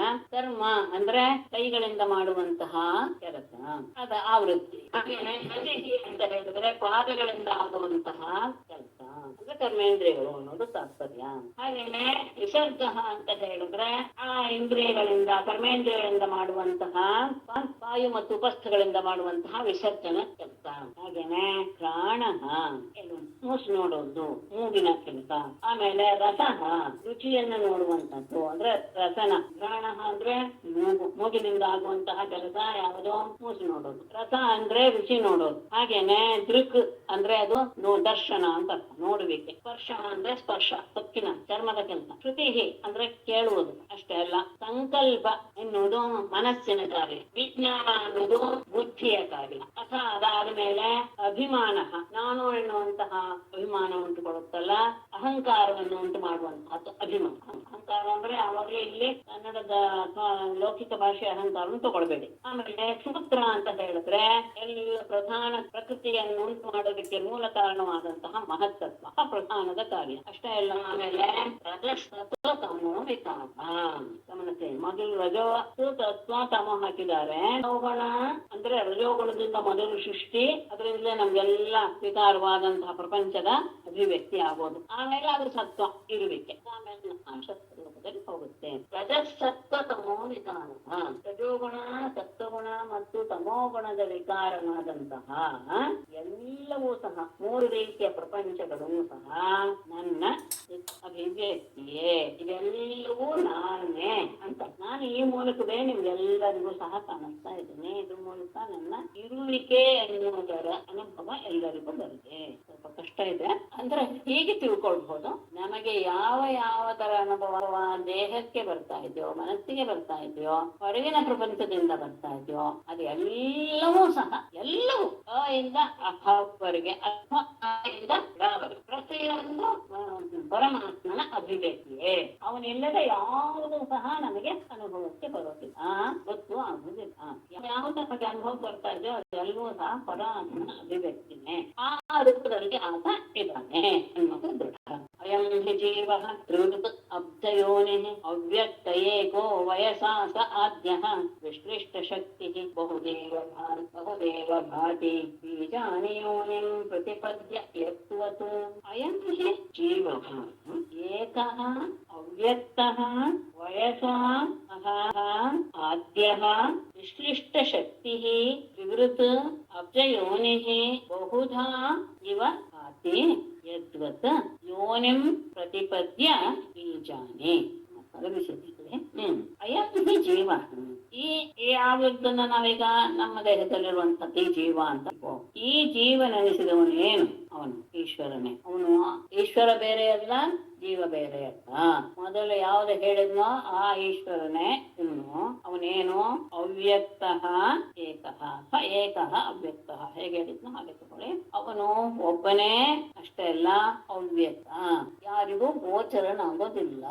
ಅಂದ್ರೆ ವ್ಯಕ್ತ ರೂಪದಲ್ಲಿ ಪರಬ್ರಹ್ಮ ವಸ್ತುವೇ ಹಾಗೆ ಯಾರಿಗೂ ಸಹ ಗೋಚರವಾಗೋದಿಲ್ಲ. ಆದ್ರೆ ಇದೆಲ್ಲವೂ ಸಹ ನನ್ನಿಂದ ಆಗಿರೋದು, ನನ್ನ ಅಭಿವ್ಯಕ್ತಿಯಿಂದ ನೀವು ತಿಳ್ಕೊಳ್ಬಹುದು ಅನ್ನೋದು ಹಿಂದಿನ ಶ್ಲೋಕಕ್ಕೆ ಅನ್ವಯ. ಆದ್ರೆ ವಯಸ್ಸ ಕಾಲದಿಂದ ಸಹ ಆ ಬ್ರಹ್ಮ ಆದ್ಯ ಆದಿಪುರುಷನಾಗಿ ವಿಶ್ಲಿಷ್ಟ ಶಕ್ತಿಗೆ ವಿಶೇಷವಾದಂತಹ ಮಾಯಾಶಕ್ತಿಯನ್ನ ಧರಿಸಿ ತ್ರಿವೃತ್ ಮೂರು ಗುಣಗಳಿಗೆ ಆಶ್ರಯನಾಗಿ ಅಬ್ಜಯೋನಿಹಿ. ಅಬ್ಜಯೋನಿಹಿ ಅಂದ್ರೆ ಪದ್ಮನಾಭ ಅಂತ ನಾವ್ ಹೇಳ್ತೀವಲ್ಲ, ಅಬ್ಜ ಅಂದ್ರೆ ಕಮಲ. ಕಮಲವೇ ಮೂಲ ಕಾರಣ ಅಂತ ಅರ್ಥ. ಅಂದ್ರೆ ಈ ಲೋಕ ಎನ್ನುವಂತಹ ಪದ್ಮಕ್ಕೆ ಕಾರಣೀಭೂತನಾದವನು ಅಂತ ಅರ್ಥ ದೇವನಿಗೆ ಅನ್ನೋಕೆ. ಅಂದ್ರೆ ವಿಷ್ಣುವನ್ನ ಪದ್ಮನಾಭ ಅಂತ ಹೇಳುವುದರ ತತ್ವ ಅರ್ಥ ಇದೇನೆ. ಆತನ ನಾಭಿಯಿಂದ ಹುಟ್ಟುತ್ತದ್ದು ಲೋಕ ಪದ್ಮ ಅಂದ್ರೆ ವಿಶ್ವವೆಂಬ ಕಮಲ. ಅದು ಆ ಮಾಯಾಶಕ್ತಿ ಇರೋದ್ರಿಂದ ಮೂರು ಗುಣದಿಂದ ಕೂಡಿರ್ತಾನೆ. ಬಹುದಾ ಇವ ಭಾಗಿ, ನಾನಾ ರೂಪಗಳಾಗಿ ಅವನು ತೋರ್ತಾನೆ. ಯದ್ವತ್ ಹೇಗೆ ಯೋನಿಂ ಭೂಮಿಯನ್ನ, ಕ್ಷೇತ್ರವನ್ನ ಪ್ರತಿಪದ್ಯ ಆಶ್ರಯಿಸಿ ಬೀಜಾನಿ. ಬೀಜ ಸಣ್ಣ ಬೀಜ, ಅದು ಆ ಭೂಮಿಯ ಒಳಗೆ ಹೋಗಿ ಸೇರ್ಕೊಂಡು ಆಮೇಲೆ ಅದೇನಾಗಿಬಿಡುತ್ತೆ, ಕಾಂಡ, ಕೊಂಬೆ, ಎಲೆ, ಹೂವು, ಹಣ್ಣು, ಹೀಗೆ ಅನೇಕ ರೂಪಗಳನ್ನು ಹೊಂದಿಬಿಡುತ್ತೋ ಇಲ್ವೋ. ಹೇಗೆ ಒಂದೇ ಬೀಜ ಬಹುವಾಗುವುದು ಹೇಗೋ ಹಾಗೆ ಆದಿಪುರುಷನಾದವನು ಮಾಯಾಶಕ್ತಿಷ್ಠನಾಗಿ ಒಬ್ಬನೇ ಬಹುರೂಪಗಳನ್ನ ಹೊಂದಿದ ಹಾಗೆ ನಮಗೆ ಕಾಣಿಸಿಕೊಳ್ತಾ ಈ ವಿಶ್ವವೆಂಬ ಕಮಲಕ್ಕೆ ಕಾರಣೀಭೂತನಾದ ಅದೇ ಜೀವ, ಅದೇ ಎಲ್ಲವೂ ಸಹ ಜೀವ ರೂಪದಲ್ಲಿ ಕಾಣಿಸ್ತಾ ಇರೋದು ಅದೇ ಈಶ್ವರ. ಕಾಲಕ್ಕೆ ಅನುಗುಣವಾಗಿ ಅವನು, ಕಾಲದಿಂದ ನೋಡಿದ್ರೆ ಆತ ಆದಿಪುರುಷ ಆದ್ಯ. ಅಂತಹ ವ್ಯಕ್ತಿ ಮೂರು ಗುಣಗಳಿಗೆ ಆಶ್ರಯನಾಗಿ ಈ ಲೋಕವೆಂಬ ಕಮಲಕ್ಕೆ ಕಾರಣೀಭೂತನಾಗಿ ಒಬ್ಬನೇ ಇದ್ರೂ ಸಹ ಅನೇಕ ರೂಪಗಳಲ್ಲಿ ಕಾಣಿಸ್ಕೊಳ್ತಾನೆ, ಅನೇಕ ಪ್ರಕಾರವಾಗಿ ಕಾಣಿಸ್ಕೊಳ್ತಾನೆ. ಹೇಗೆ ಬೀಜ ಭೂಮಿಯನ್ನ ತನ್ನ ಕ್ಷೇತ್ರವನ್ನ ಹೊಂದಿದ ಮೇಲೆ ಹೊರಗೆ ಆಗ ಅನೇಕ ರೂಪಗಳಲ್ಲಿ ಹೇಗೆ ಕಾಣಿಸ್ಕೊಳ್ಳುತ್ತೋ, ಯಸ್ಮಿನ್ನೇರಂ ಪ್ರೋತಂ ಅಶೇಷಮೂತಂ ಪಟೋ ಯಥಾ ತಂತುವಿತಾನ ಸಂಸ್ಥಃ ಯಯೇಷ ಸಂಸಾರ ತರುಃ ಪುರಾಣಃ ಧರ್ಮಾತ್ಮಕಃ ಪುಷ್ಪಫಲೇ ಪ್ರಸೂತೆ. ಹಾಗೆ ಆತನ ಪರಮಾತ್ಮನ ಮಾಯೆಯ ಅಧೀನವಾಗಿ ಇರುವುದರಿಂದ ಅದಕ್ಕೆ ಆಶ್ರಯ, ಜಗತ್ತಿಗೆ ಆಶ್ರಯನೂ ಸಹ ಅವನೇ, ಅದಕ್ಕಿಂತ ಬೇರೆ ಅಲ್ಲ ಅಂತ ಹೇಳಿ ಇದನ್ನ ತಗೊಳ್ತಾರೆ ವಿವರಣೆ. ಯಸ್ಮಿನ್ ಇದಂ ತಂತುವಿತಾನ ಸಂಸ್ಥಃ ಪಟಃ ಯಥಾ. ಯಸ್ಮಿನ್ ತಗೊಳ್ಳೋಣ. ತಂತುವಿತಾನಸ್ಥಃ ಪಟಃ ಯಥಾ ತಥಾ ಯಸ್ಮಿನ್ ಇದಂ ಪ್ರೋತಂ ಅಶೇಷಂ ಇದಂ ಪ್ರೋತಂ ಓತಂ ಚ ಯಃ ಏಷಃ ಸಂಸಾರ ತರುಃ ಕರ್ಮಾತ್ಮಕಃ ಪುಷ್ಪಫಲೇ ಪ್ರಸೂತೆ. ತಂತು ವಿತಾನ ಸಂಸ್ಥಃ. ತಂತು ಅಂದ್ರೆ ದಾರ, ಎಳೆ, ನೂಲಿನ ಎಳೆ. ಆ ಅನ್ನ ಹರಡಿದಾಗ ಅದರಲ್ಲಿ ಇರುವಂತದ್ದು ಅಂದ್ರೆ ಇರುವಂತದ್ದು. ಪಟಃ ಯಥ, ನೀವು ದಾರಗಳನ್ನೇ ಹರಡಿ ಬಿಟ್ಟರೆ, ಪಟ ಅಂದ್ರೆ ಬಟ್ಟೆಯು ಹೇಗೋ ಹಾಗೆ ಅದ್ರಲ್ಲಿ ಹೇಗೆ ಬಟ್ಟೆಯಲ್ಲಿ ಹೇಗಿರುತ್ತೆ ದಾರ, ಉತ್ತರದಕ್ಕೆ ಅಡ್ಡಕ್ಕೆ ಇರುತ್ತೆ. ಹಾಗೇನೆ ಯಸ್ಮಿನ್ ಯಾವ ಈ ಪರಮಾತ್ಮನಲ್ಲಿ ಇದಂ ಅಶೇಷಂ ಈ ಸಮಗ್ರವಾದಂತಹ ಜಗತ್ತು ಅಂದ್ರೆ ನಾನಾ ರೂಪವಾಗಿ ಹೇಳಿದ್ದೀವಲ್ಲ ಅದೆಲ್ಲವೂ ಜಗತ್ತು ಪುರೋತಂ ಅಂತ ಉದ್ದಕ್ಕೆ ಇರೋದು. ಹಾಗೇನೆ ಓತಂ ಅಡ್ಡವಾಗಿ ಇರೋದು. ಬಟ್ಟೆಯಲ್ಲಿ ನೂಲು ಹೇಗೆ ಉದ್ದ ಅಡ್ಡದಲ್ಲಿ ಇರುತ್ತೋ ಹಾಗೆಯೇ ಈ ಈಶ್ವರನಲ್ಲಿ ಈ ಜಗತ್ತು ಎನ್ನುವುದು ಪ್ರೋತವಾಗಿ ಇದೆ, ದೀರ್ಘವಾಗಿ ಉದ್ದಕ್ಕೂ ಇದೆ, ಅಡ್ಡವಾಗಿ ಇದೆ. ಹೀಗೆ ಈ ರೀತಿಯಾದಂತಹ ಸಮಷ್ಟಿ ವ್ಯಷ್ಟಿ ನಾನಾ ರೂಪವಾಗಿದ್ರಿಂದ ನಾವು ಎರಡನ್ನೂ ತಗೊಳ್ಬಹುದು, ಬೇರೆ ಬೇರೆಯಾಗಿ ತಗೊಳ್ಬಹುದು, ಸಮೂಹ ರೂಪವಾಗಿ ತಗೊಳ್ಬಹುದು. ಇದು ಅವಿದ್ಯೆಯಿಂದ ಉಂಟಾಗಿರೋದು. ಹಾಗಾಗಿ ಯೇಷಃ ಅವಿದ್ಯೆಯಿಂದ ಉಂಟಾದಂತಹ ಯಹ ಏಷಃ ಸಂಸಾರವು ಈ ಸಂಸಾರವೆಂಬ ಒಂದು ಮರವು ಪುರಾಣ ಅನಾದಿಯಾದದ್ದು, ಯಾವಾಗ ಹುಟ್ಟು ಗೊತ್ತಿಲ್ಲ, ಅನಾದಿ ಅದು. ಕರ್ಮಾತ್ಮಕಃ ಕರ್ಮ ಅಂದ್ರೆ ನಾವು ಮಾಡಿದಂತಹ ಕರ್ಮದ ರೂಪದಲ್ಲಿ ಅಂದ್ರೆ ಪ್ರವೃತ್ತಿ ಸ್ವಭಾವ. ಹೇಗೆ ವೃಕ್ಷ ಎನ್ನುವುದು ಅದು ಆ ಬೀಜಕ್ಕೆ ಅನುಗುಣವಾಗಿ ಅದರಲ್ಲಿ ಎಲ್ಲವೂ ಸಹ ಬಿಡುತ್ತೋ ಹಾಗೆ ವೃಕ್ಷವೂ ಸಹ ಕರ್ಮಜನ್ಯವಾದ ಸಂಸಾರ ವೃಕ್ಷವೂ ಸಹ ಕರ್ಮಜನ್ಯವಾದಂತಹ ಪುಷ್ಪಫಲೆ ಪ್ರಸೂತೆ. ಹೂವನ್ನ ಹಣ್ಣುಗಳನ್ನ ಎಂತದ್ದು ಸುಖ ಮತ್ತು ದುಃಖಗಳೆಂಬ ಹೂವು ಮತ್ತು ಹಣ್ಣುಗಳನ್ನ. ಹೂವು ಎನ್ನುವುದು ತಗೊಳ್ಳರೆ ಹೂವು ಎನ್ನುವುದು ಪುಷ್ಪ, ಪುಷ್ಪಫಲ ಎನ್ನುವಲ್ಲಿ ಹೂವು ಎನ್ನುವುದು ನಾವು ಮಾಡಿದಂತಹ ಕರ್ಮಕ್ಕೆ ಕಾರಣ. ಹಾಗೆ ಫಲ ಭೋಗ ನಾವು ಅನುಭವಿಸೋದೇ ಪುಷ್ಪ, ಹಾಗೆ ಫಲ ಎನ್ನುವುದು ಅಪವದ. ಇದೆರಡೂ ಸಹ ಅದು ಪ್ರಸೂತೆ ಉಂಟು ಮಾಡಿದೆ. ಯಾವುದು ಈ ಸಂಸಾರವೆಂಬ ವೃಕ್ಷ ಕರ್ಮಾತ್ಮಕವಾದದ್ದು ಅಂದ್ರೆ ಪ್ರವೃತ್ತಿಯಲ್ಲಿ ನಮ್ಮನ್ನ ತೊಡಗಿಸಿಕೊಳ್ಳುವಂತಹ ಸಂದರ್ಭ ಬಂದಾಗ ಪುಷ್ಪ ಮತ್ತು ಫಲಗಳನ್ನ ಉಂಟು ಮಾಡಿ ಅಂದ್ರೆ ಭೋಗವನ್ನು ಉಂಟು ಮಾಡುತ್ತೆ, ಮೋಕ್ಷವನ್ನು ಉಂಟು ಮಾಡಿ. ಅಂದ್ರೆ ಏನಂತಾಯ್ತು, ಈ ಜಗತ್ತು ಎನ್ನುವುದು ಪರಮಾತ್ಮನಲ್ಲಿ ಓತಪ್ರೋತವಾಗಿ ಸೇರ್ಕೊಂಡಿದೆ. ಹೇಗೆ ಬಟ್ಟೆಯಲ್ಲಿ ದಾರವು ಓತಪ್ರೋತವಾಗಿ ಸೇರ್ಕೊಂಡು ಹಾಗೆ ಆದಾಗ ಈ ಎಲ್ಲ ರೀತಿಯ ನಾನಾ ರೂಪವಾದಂತಹ ವಿಶ್ವ ನಮ್ಮಲ್ಲಿರುವಂತಹ ಅವಿದ್ಯೆಯಿಂದ ವೃಕ್ಷ ರೂಪವಾದಂತಹ ಇದು ಸಂಸಾರ ಅಂದ್ರೆ ಜೀವನ ಇಟ್ಕೊಂಡ್ರೆ ಈ ವೃಕ್ಷ ರೂಪವಾದಂತಹ ಜೀವ ಅದು ತಾನೇ ಮಾಡ್ತೀನಿ ಅಂತ ಹೇಳಿದ ತಕ್ಷಣ ತನ್ನದೇ ಎಲ್ಲ ಕೆಲಸ ಕರ್ತೃತ್ವ ಅಂತ ಹೇಳಿದ ತಕ್ಷಣ ಸಂಸಾರಕ್ಕೆ ಕಾರಣವಾಗುತ್ತೆ. ಸಂಸಾರಕ್ಕೆ ಕಾರಣವಾದಾಗ ಆ ಸಂಸಾರ ಎಂಬ ವೃಕ್ಷವೇ ಅದು ಯಾವಾಗಿಂದ ಉಂಟಾಯ್ತು ಅಂದರೆ ಅನಾದಿ. ಅದು ಕರ್ಮ ರೂಪವಾದಂತಹ ಕರ್ಮದಿಂದ ಬಂದಂತಹ ಪ್ರವೃತ್ತಿ ಸ್ವಭಾವದಿಂದ ಉಂಟಾದಂತಹ ಪುಷ್ಪ ಮತ್ತು ಫಲ, ಸುಖ ಮತ್ತು ದುಃಖ ಮತ್ತು ಭೋಗ ಮತ್ತು ಅಪವರ್ಗಗಳನ್ನ ಅವುಗಳು ಉಂಟು ಮಾಡಿದೆ. ಹೇಗೆ ಗಮನಿಸ್ಕೊಳ್ಬೇಕು, ಪಟಕ್ಕಿಂತ ಬೇರೆಯಾಗಿ ಬಟ್ಟೆ ನೂಲಿಗಿಂತ ಬೇರೆಯಾಗಿ ಬಟ್ಟೆ ಇಲ್ಲ, ನೂಲು ಬೇರೆ ಅಲ್ಲ ಬಟ್ಟೆ ಬೇರೆ ಅಲ್ಲ, ನೂಲೆಲ್ಲ ತೆಗೆದುಬಿಟ್ರೆ ಬಟ್ಟೆ ಇಲ್ಲ ಅಲ್ಲಿ. ಹಾಗೇನೆ ಈಶ್ವರನಿಗಿಂತ ಬೇರೆಯಾಗಿ ಜಗತ್ತು ಇಲ್ಲ. ಅದು ವಿಶೇಷವಾಗಿ ಇಲ್ಲಿ ಹೇಳಬೇಕಾದಂತ ವಿಷಯ. ಯಾವುದು ಬೀಜಗಳು ಯಾವುದು ಅಂದರೆ ಮರ ಇದ್ಮೇಲೆ ಅದಕ್ಕೊಂದೆರಡು ಬೀಜ ಬೇಕು. ದ್ವಿಯಸ್ಯ ಬೀಜೇ ಶತಮೂಲ ಸ್ತ್ರಿನಾಲ ಪಂಚಸ್ಕಂದ ಪಂಚರಸ ಪ್ರಸೂತಿ ದಶೈಕಶಾಖಃ ದ್ವಿಸುಪರ್ಣ ನೀಡ ತ್ರಿವಲ್ಕಲ ವಿಫಲ ಅರ್ಥಂ ಪ್ರವಿಷ್ಟಃ. ಅಸ್ಯ ದ್ವೇ ಬೀಜೇ ಶತಮೂಲ ತ್ರಿನಾಲ ಮುಂದೆ ಎಲ್ಲ ಇದಿದೆ. ಪಂಚಸ್ಕಂದ ಪಂಚರಸ ಪ್ರಸೂತಿ ದಶೈಕಶಾಖಃ ದ್ವಿಸುಪರ್ಣ ನೀಡ ತ್ರಿವಲ್ಕಲ ವಿಫಲ ಅರ್ಕಂ ಪ್ರವಿಷ್ಟ. ಅಸ್ಯ ಈ ಸಂಸಾರ ವೃಕ್ಷಕ್ಕೆ ದ್ವೇ ಬೀಜೆ ಎರಡು ಬೀಜಗಳು. ಯಾವುದು ಪುಣ್ಯ ಮತ್ತು ಪಾಪ ಎನ್ನುವಂತಹ ಎರಡು ಬೀಜಗಳು.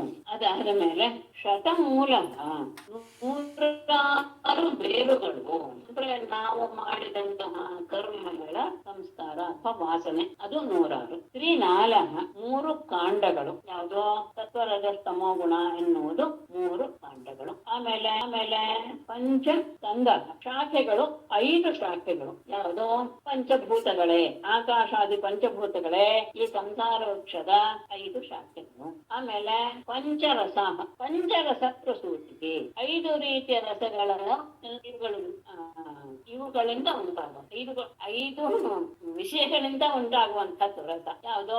ಶಬ್ದಾದಿ ವಿಷಯ. ತೇಜಸ್ಸು ವಾಯು ಆಕಾಶದಿಂದ ಬರುವಂತಹ ಶಬ್ದ, ಸ್ಪರ್ಶ, ರೂಪ, ಗುಣ ಮತ್ತು ರಸ, ತೇಜಸ್. ಇವು 5 ರಸಗಳು. ಆಯ್ತಾ?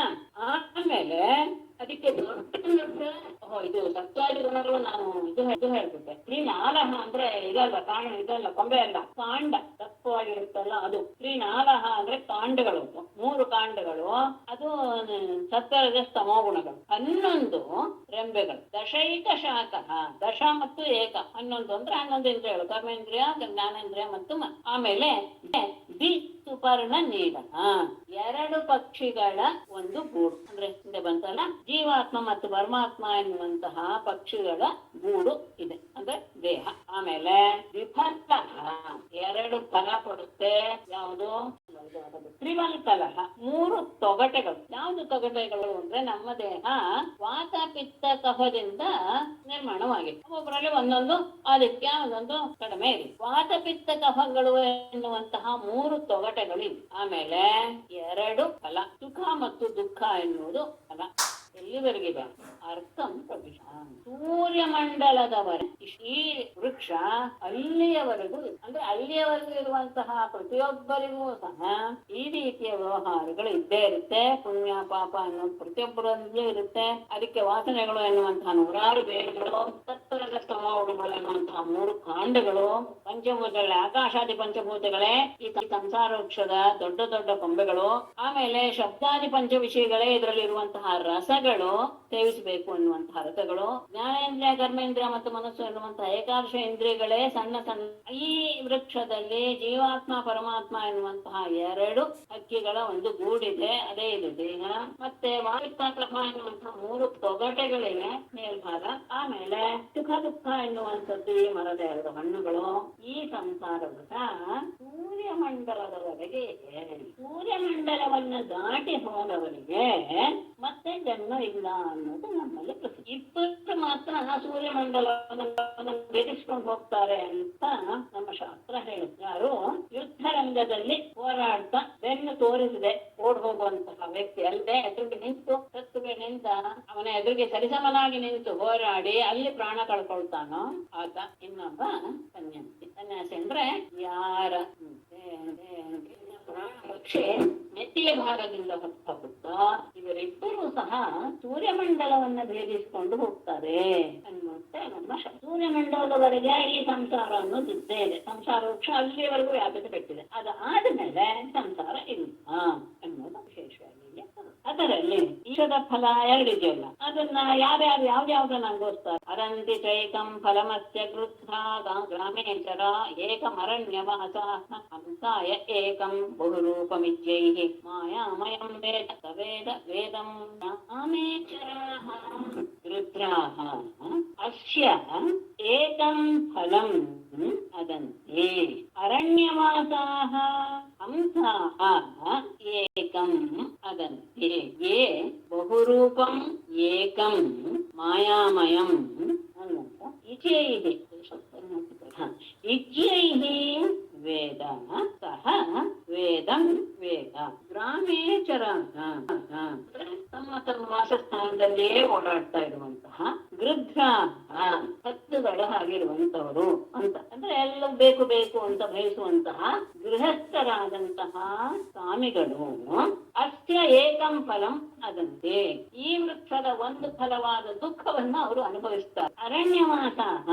ಅರಣ್ಯವಾಸಿಗಳಾದಂತಹ ಹಂಸಗಳು ಅಂದ್ರೆ ಸನ್ಯಾಸಿಗಳಾದಂತಹ ಜ್ಞಾನಿಗಳು ಏಕಂ ಫಲಂ ಅದಂತೆ ಇನ್ನೊಂದು ಫಲವಾದ ಸುಖವನ್ನ ಅವರು ಅನುಭವಿಸ್ತಾರೆ. ಯಾರು? ಏಕಂ ಬಹುರೂಪದಲ್ಲಿದ್ದರೂ ಸಹ ಏಕಂ ಒಬ್ಬನೇ, ಮಾಯಾಮಯಂ ಅವನು ಮಾಯೆಯಿಂದ ಕೂಡಿಕೊಂಡಿದ್ದಾನೆ ಎನ್ನುವಂತಹ ವಿಷಯವನ್ನ ಇಚ್ಛೆಯೇ ವೇದ. ಇಚ್ಛೆ ಅಂದ್ರೆ ಗುರುಗಳು ಅನ್ನೋ ತಗೊಂಡಿದ್ದಾರೆ. ಗುರುಗಳಿಂದ ಯಾರು ತಿಳ್ಕೊಳ್ತಾನೋ ಅಂತಹ ವ್ಯಕ್ತಿ. ಹಾಗಾದ್ರೆ ಹಿಂದೆ ಏ ತಗೊಳ್ಳೋ ಹಾಗಿಲ್ಲ, ಯಹನೇ ತಗೊಳ್ಬೇಕು. ನಾನು ಏ ಅಂತ ಇಲ್ಲ, ಒಬ್ಬ ವ್ಯಕ್ತಿ ತಗೊಂಡು ಯಹ ಯಾವ ವ್ಯಕ್ತಿಯು ಏಕಂ ಒಬ್ಬನೇ ಆದಂತಹ ಬಹುರೂಪಂ ನಾನಾ ರೂಪವನ್ನ ಹೊಂದಿರುವ ಮಾಯಾಮಯಂ ಮಾಯಾಮಯನಾದಂತಹ ಪರಮಾತ್ಮನನ್ನ ಇಚ್ಛೆಯಿಸಿ ವೇದ ಗುರುಗಳಿಂದ ತಿಳಿದುಕೊಳ್ತಾನೋ ಸಹ ವೇದಂ ವೇದ ಅವನೇ ನಿಜವಾಗಿ ವೇದದ ತತ್ವಗಳನ್ನ ಅರ್ಥಗಳನ್ನ ಸರಿಯಾಗಿ ಅರಿತಿರುವನು. ಈ ಮರ ಕೊಡುವಂತಹ ಎರಡು ಫಲಗಳಲ್ಲಿ ಗೃಹಸ್ಥರಾಗಿ ಯಾವಾಗಲೂ ಸಹ ಪ್ರವೃತ್ತಿ ಮಾರ್ಗದಲ್ಲಿ ತೊಡಗ್ತಾ ಇರುವಂತಹ ವಿಷಯವನ್ನೇ ಅರಿಬೇಕು ಅಂತ ಅನುಭವಿಸ್ತಾ ಇರುವಂತಹ ಅವರು ದುಃಖರೂಪವಾದ ಫಲವನ್ನ ಹೊಂದ್ತಾರೆ. ಸನ್ಯಾಸಿಗಳು ಜ್ಞಾನಿಗಳಾದವರು ಸುಖರೂಪವಾದಂತಹ ಫಲವನ್ನ ಹೊಂದ್ತಾರೆ. ನಿಜವಾಗಿಯೂ ವೇದದ ತತ್ವಾರ್ಥ ಏನು ಅನ್ನೋದನ್ನ ಒಬ್ಬ ಮಾತ್ರ ಅರಿಬಲ್ಲ. ಯಾರು ಅಂದ್ರೆ ಯಾವ ಪರಮಾತ್ಮ ಅವನು ಒಬ್ಬನೇ ಅದ್ವಿತೀಯ ನಾನಾ ರೂಪವಾಗಿ ಕಲ್ಕೊಳ್ತಾ ಇದ್ದಾನೆ. ಅದು ಆತನ ಮಾಯಾಶಕ್ತಿಯಿಂದಲೇ ಎನ್ನುವಂತಹ ವಿಷಯವನ್ನ ಗುರುಗಳಿಂದ ಯಾವಾಗ ಅರಿತಾನೆ ನಿಜವಾಗಿ ಆ ವ್ಯಕ್ತಿಯೇ ವೇದದ ಸಕಲ ಸಹ ಅರಿತಿದ್ದಾನೆ ಅಂತ. ಏವಂ ಗುರುಪಾತಮೇಕಭಕ್ತ್ಯಾ ವಿದ್ಯಾಕುಠಾರೇಣ ಶಿತೇನ ಧೀರಃ ವಿವೃಶ್ಯ ಜೀವಾಶಯಂ ಅಪ್ರಮತ್ತಃ ಸಂಪತ್ಯ ಚಾತ್ಮಾನಂ ಅಥ ತ್ಯಜಾಸ್ತ್ರಂ. ಧೀರಃ ಏಕಭಕ್ತ್ಯಾ ಗುರುಪಾಸನಯ ಏವಂ ವಿದ್ಯಾಕುಠಾರೇಣ ಶಿತೇನ ವಿದ್ಯಾಕುಠಾರೇಣ ಜೀವಾಶಯಂ ವಿವೃಶ್ಯ ಅಪ್ರಮತ್ತ ಮೊದಲು ತಗೊಳ್ಳಿ. ಅಪ್ರಮತ್ತ ಜೀವಾಶಯಂ ವಿವೃಶ್ಯ ಆತ್ಮಾನಂ ಸಂಪತ್ಯ ಅಥ ಅಸ್ತ್ರಂ ತ್ಯಜ. ನೀನು ಸಹ ಹೇಗಿರಬೇಕು ಅಂದ್ರೆ ಧೀರ ಅತ್ಯಂತ ಜ್ಞಾನಿಯಾದಂತಹ ನೀನು ಸಹ ಏಕಭಕ್ತಿಯ ಅದೇ ರೀತಿಯಾದಂತಹ ನಿಶ್ಚಲವಾದಂತಹ ಭಕ್ತಿಯನ್ನ ಆಶ್ರಯಿಸಿ ಗುರುಪಾಸನೆಯ ಗುರುವನ್ನ ಉಪಾಸನೆ ಮಾಡುವುದರ ಮೂಲಕ ಏವಂ ಹಿಂದೆ ಹೇಳಿದ ರೀತಿಯಲ್ಲಿ ಶಿತೇನ ಹರಿತವಾದಂತಹ ವಿದ್ಯಾಕುಠಾರೆ ಜ್ಞಾನವೆಂಬ ಆತ್ಮಸ್ವರೂಪವೆಂಬ ಜ್ಞಾನವೆಂಬ ಹರಿತವಾದಂತಹ ಕೊಡಲೆಯಿಂದ ಜೀವಾಶಯಂ ಜೀವವನ್ನ ಆಶ್ರಯಿಸಿರುವ ಜೀವವೆಂಬ ಉಪಾಧಿಯನ್ನು ಹೊಂದಿರುವಂತಹ ಈ ಲಿಂಗ ಶರೀರವನ್ನ ವಿವೃಶ್ಯ ಕತ್ತರಿಸಿ ಆತ್ಮಾನಂ ಸಂಪದ ಪರಮಾತ್ಮನನ್ನ ಅದರ ಅಥವಾ ಪರಮಾತ್ಮನನ್ನ ಹೊಂದಿ ಬಳಿಕ ಅಸ್ತ್ರಂ ಅಂದ್ರೆ ಯಾವ್ದಾವ್ದು ಕರ್ಮ ಎನ್ನುವಂತಹ ಸಾಧನ ಇದೆಯಲ್ಲ ಅದನ್ನ ತ್ಯಜ. ಏನರ್ಥ? ಚಿತ್ತಶುದ್ಧಿ ಆಗುವವರೆಗೂ ಸಹ ಕರ್ಮಾಚರಣೆ ಅವಶ್ಯಕವೇ. ನೀನು ಧೀರನಾಗಿ ಅಂದ್ರೆ ಬುದ್ಧಿವಂತ ನೀನು ಏಕಾಂತ ಭಕ್ತಿಯನ್ನ ಆಶ್ರಯಿಸಿ ಗುರುವನ್ನ ಉಪಾಸನೆ ಮಾಡ್ತಾ ಆತ್ಮಜ್ಞಾನವನ್ನು ಗಳಿಸ್ಕೊಳ್ತೀಯ. ಆ ಆತ್ಮಜ್ಞಾನ ಎನ್ನುವುದು ಬಂದ ತಕ್ಷಣ ನೀನು ಆ ಆತ್ಮಜ್ಞಾನ ಎನ್ನುವುದು ಬಹಳ ಹರಿತವಾದ ಕೊಡಲಿ ಇದ್ದ ಹಾಗೆ ಅದರಿಂದ ನೀನು ಜೀವಕ್ಕೆ ಉಪಾಧಿಯಾಗಿರುವಂತಹ ಲಿಂಗ ಶರೀರವನ್ನ ಪೂರ್ತಿಯಾಗಿ ಕತ್ತರಿಸಿ ಹಾಕಿಬಿಡು. ಆಮೇಲೆ ಆತ್ಮನ ಅನುಭವವನ್ನ ಪಡೆದುಕೊಂಡು ಈ ಕರ್ಮ ಎನ್ನುವಂತಹ ಸಾಧನವನ್ನ ಅಂದ್ರೆ ಚಿತ್ತಶುದ್ಧಿ ಆಗುವವರೆಗೂ ಕರ್ಮಾಚರಣೆ ಅವಶ್ಯಕವೇ. ಕರ್ಮ ಮಾಡೋದು ಚಿತ್ತಶುದ್ಧಿಗೋಸ್ಕರ, ಅದರಿಂದ ಯಾವ ಮೋಕ್ಷವೂ ಇಲ್ಲ. ಕ್ರಮವಾಗಿ ಆ ಕರ್ಮದ ನಿರಂತರವಾದಂತಹ ಯಾಂತ್ರಿಕವಾದಂತಹ ಬಿಟ್ಟು ಭಕ್ತಿಯನ್ನ ಆಶ್ರಯಿಸು. ಅದಾದ ಮೇಲೆ ಭಕ್ತಿ ನಿಷ್ಠನಾದ ತಕ್ಷಣ ಆತ್ಮಜ್ಞಾನವಾಗಿ ಬಿಡುತ್ತೆ. ಆತ್ಮಜ್ಞಾನವಾದ ಮೇಲೆ ಯಾವ ಕರ್ಮವನ್ನು ಮಾಡಬೇಕಾಗ್ತಿಲ್ಲ. ಅದೇನೆ ಹಿಂದೆ ಹೇಳಿದ್ದು ಭಕ್ತಿಯ ಪರಾಕಾಷ್ಠೆಯನ್ನು ಹೊಂದಿದಾಗ ಈ ಕರ್ಮಗಳೆಲ್ಲವೂ ಸಹ ಭಕ್ತಿಯಲ್ಲಿ ತನ್ನನ್ನ ತೊಡಗಿಸ್ಕೊಳ್ಳೋದಕ್ಕೆ ಅವುಗಳೆಲ್ಲವೂ ಸಹ ತೊಂದರೆಯನ್ನು ಉಂಟು ಮಾಡ್ತಾ ಇವೆ ಎನ್ನುವ ಭಾವ ಬಂದ ತಕ್ಷಣವೇ ಕರ್ಮಗಳನ್ನೆಲ್ಲ ಬಿಟ್ಟು ಬಿಡಬಹುದು. ಯಾಕೆಂದ್ರೆ ಒಂದು ಹಂತವನ್ನು ದಾಟಿ ಆಯ್ತು ಅಂತ ಅಲ್ಲಿಯವರೆಗೂ ಕರ್ಮಾಚರಣೆ ಮಾಡಲೇಬೇಕು. ಅದಾದ್ಮೇಲೆ ಸ್ವತಃ ತಾನಾಗೆ ಬಿಟ್ಟು ಹೋಗುತ್ತೆ ಅನ್ನೋದು ಸಹ. ಏವಂ ಗುರುಪಾಸನ ಏಕಭಕ್ತ್ಯಾ ವಿದ್ಯಾಕುಠಾರೇಣ ಶಿತೇನ ಧೀರಃ ವಿವೃಶ್ಚ ಜೀವಾಶಯಂ ಅಪ್ರಮತ್ತಃ ಸಂಪದ್ಯ ಚಾತ್ಮಾನಮಥ ತ್ಯಜಾಸ್ತ್ರಂ. ಶ್ರೀಮದ್ಭಾಗವತೆ ಮಹಾಪುರಾಣೆ ಏಕಾದಶಸ್ಕಂಧೆ ಭಗವದ್ಗೀತಾ ಸಂವಾದೆ ದ್ವಾದಶೋऽಧ್ಯಾಯ. ಶ್ರೀ ಭಗವಾನುವಾಚ ತತ್ವಂ ರಜಸ್ತಮೈತಿ ಗುಣಾಃ ಬುದ್ಧೇಃ ನ ಚ ಆತ್ಮನಃ ತತ್ವೇನ ಅನ್ಯತಮೌ ಹನ್ಯಾತ್ ತತ್ವಂ ತತ್ವೇನ ಚೈವ ಹಿ. ಗುಣವನ್ನು ಬೆಳೆಸ್ಕೊಳ್ಳೋದೇ ಪ್ರಧಾನ. ಈ ತತ್ವರಜಸ್ತಮೋಗಳು ಯಾವುದೂ ಸಹ ಆತ್ಮನಿಗೆ ಸಂಬಂಧಪಟ್ಟಂತಹ ಗುಣಗಳಲ್ಲ. ಅದು ಅದರಲ್ಲಿ ಸತ್ವಗುಣವನ್ನ ಬೆಳೆಸ್ಕೊಂಡು ಹೋಗ್ತಾ ಇದ್ದ ಹಾಗೆ ಜ್ಞಾನ ಅನ್ನೋದು ಉಂಟಾರೆ ಅಂತ ಮುಂದೆ ಹೇಳ್ತಾ, ಹಂಸ ರೂಪದಿಂದ ಬ್ರಹ್ಮಾದಿಗಳಿಗೆ ಅಧ್ಯಾತ್ಮ ವಿದ್ಯೆಯನ್ನ ಆತ ಬೋಧಿಸುತ್ತಾನೆ. ಅದನ್ನ ಉದ್ಧವನಿಗೆ ನಾನು ಹೇಗೆ ಅವ್ರಿಗೆಲ್ಲ ಹೇಳುತ್ತೆ ಅಂತ. ಅದಕ್ಕೆ ಮೊದಲು ಅಂದ್ರೆ ಯಾರಿಗೆ ಹೇಳೋದು? ಬ್ರಹ್ಮನ ಮಾನಸ ಪುತ್ರರಾದಂತಹ ಸನಕಾರಿಗಳಿಗೆ ಹೇಳುವಂಥದ್ದು ಹಂಸ ರೂಪದಲ್ಲಿ ಆಗಲಿ ಅಧ್ಯಾತ್ಮ ವಿಜ್ಞಾನ ಉಪದೇಶಿಸೋದು. ಅದಕ್ಕೆ ಮೊದಲು ಸತ್ವಗುಣದ ಇದು ವೃದ್ಧಿ ಹೇಗೆ ಮಾಡ್ಕೊಳ್ಬೇಕು ಇತ್ಯಾದಿ ವಿಷಯಗಳನ್ನ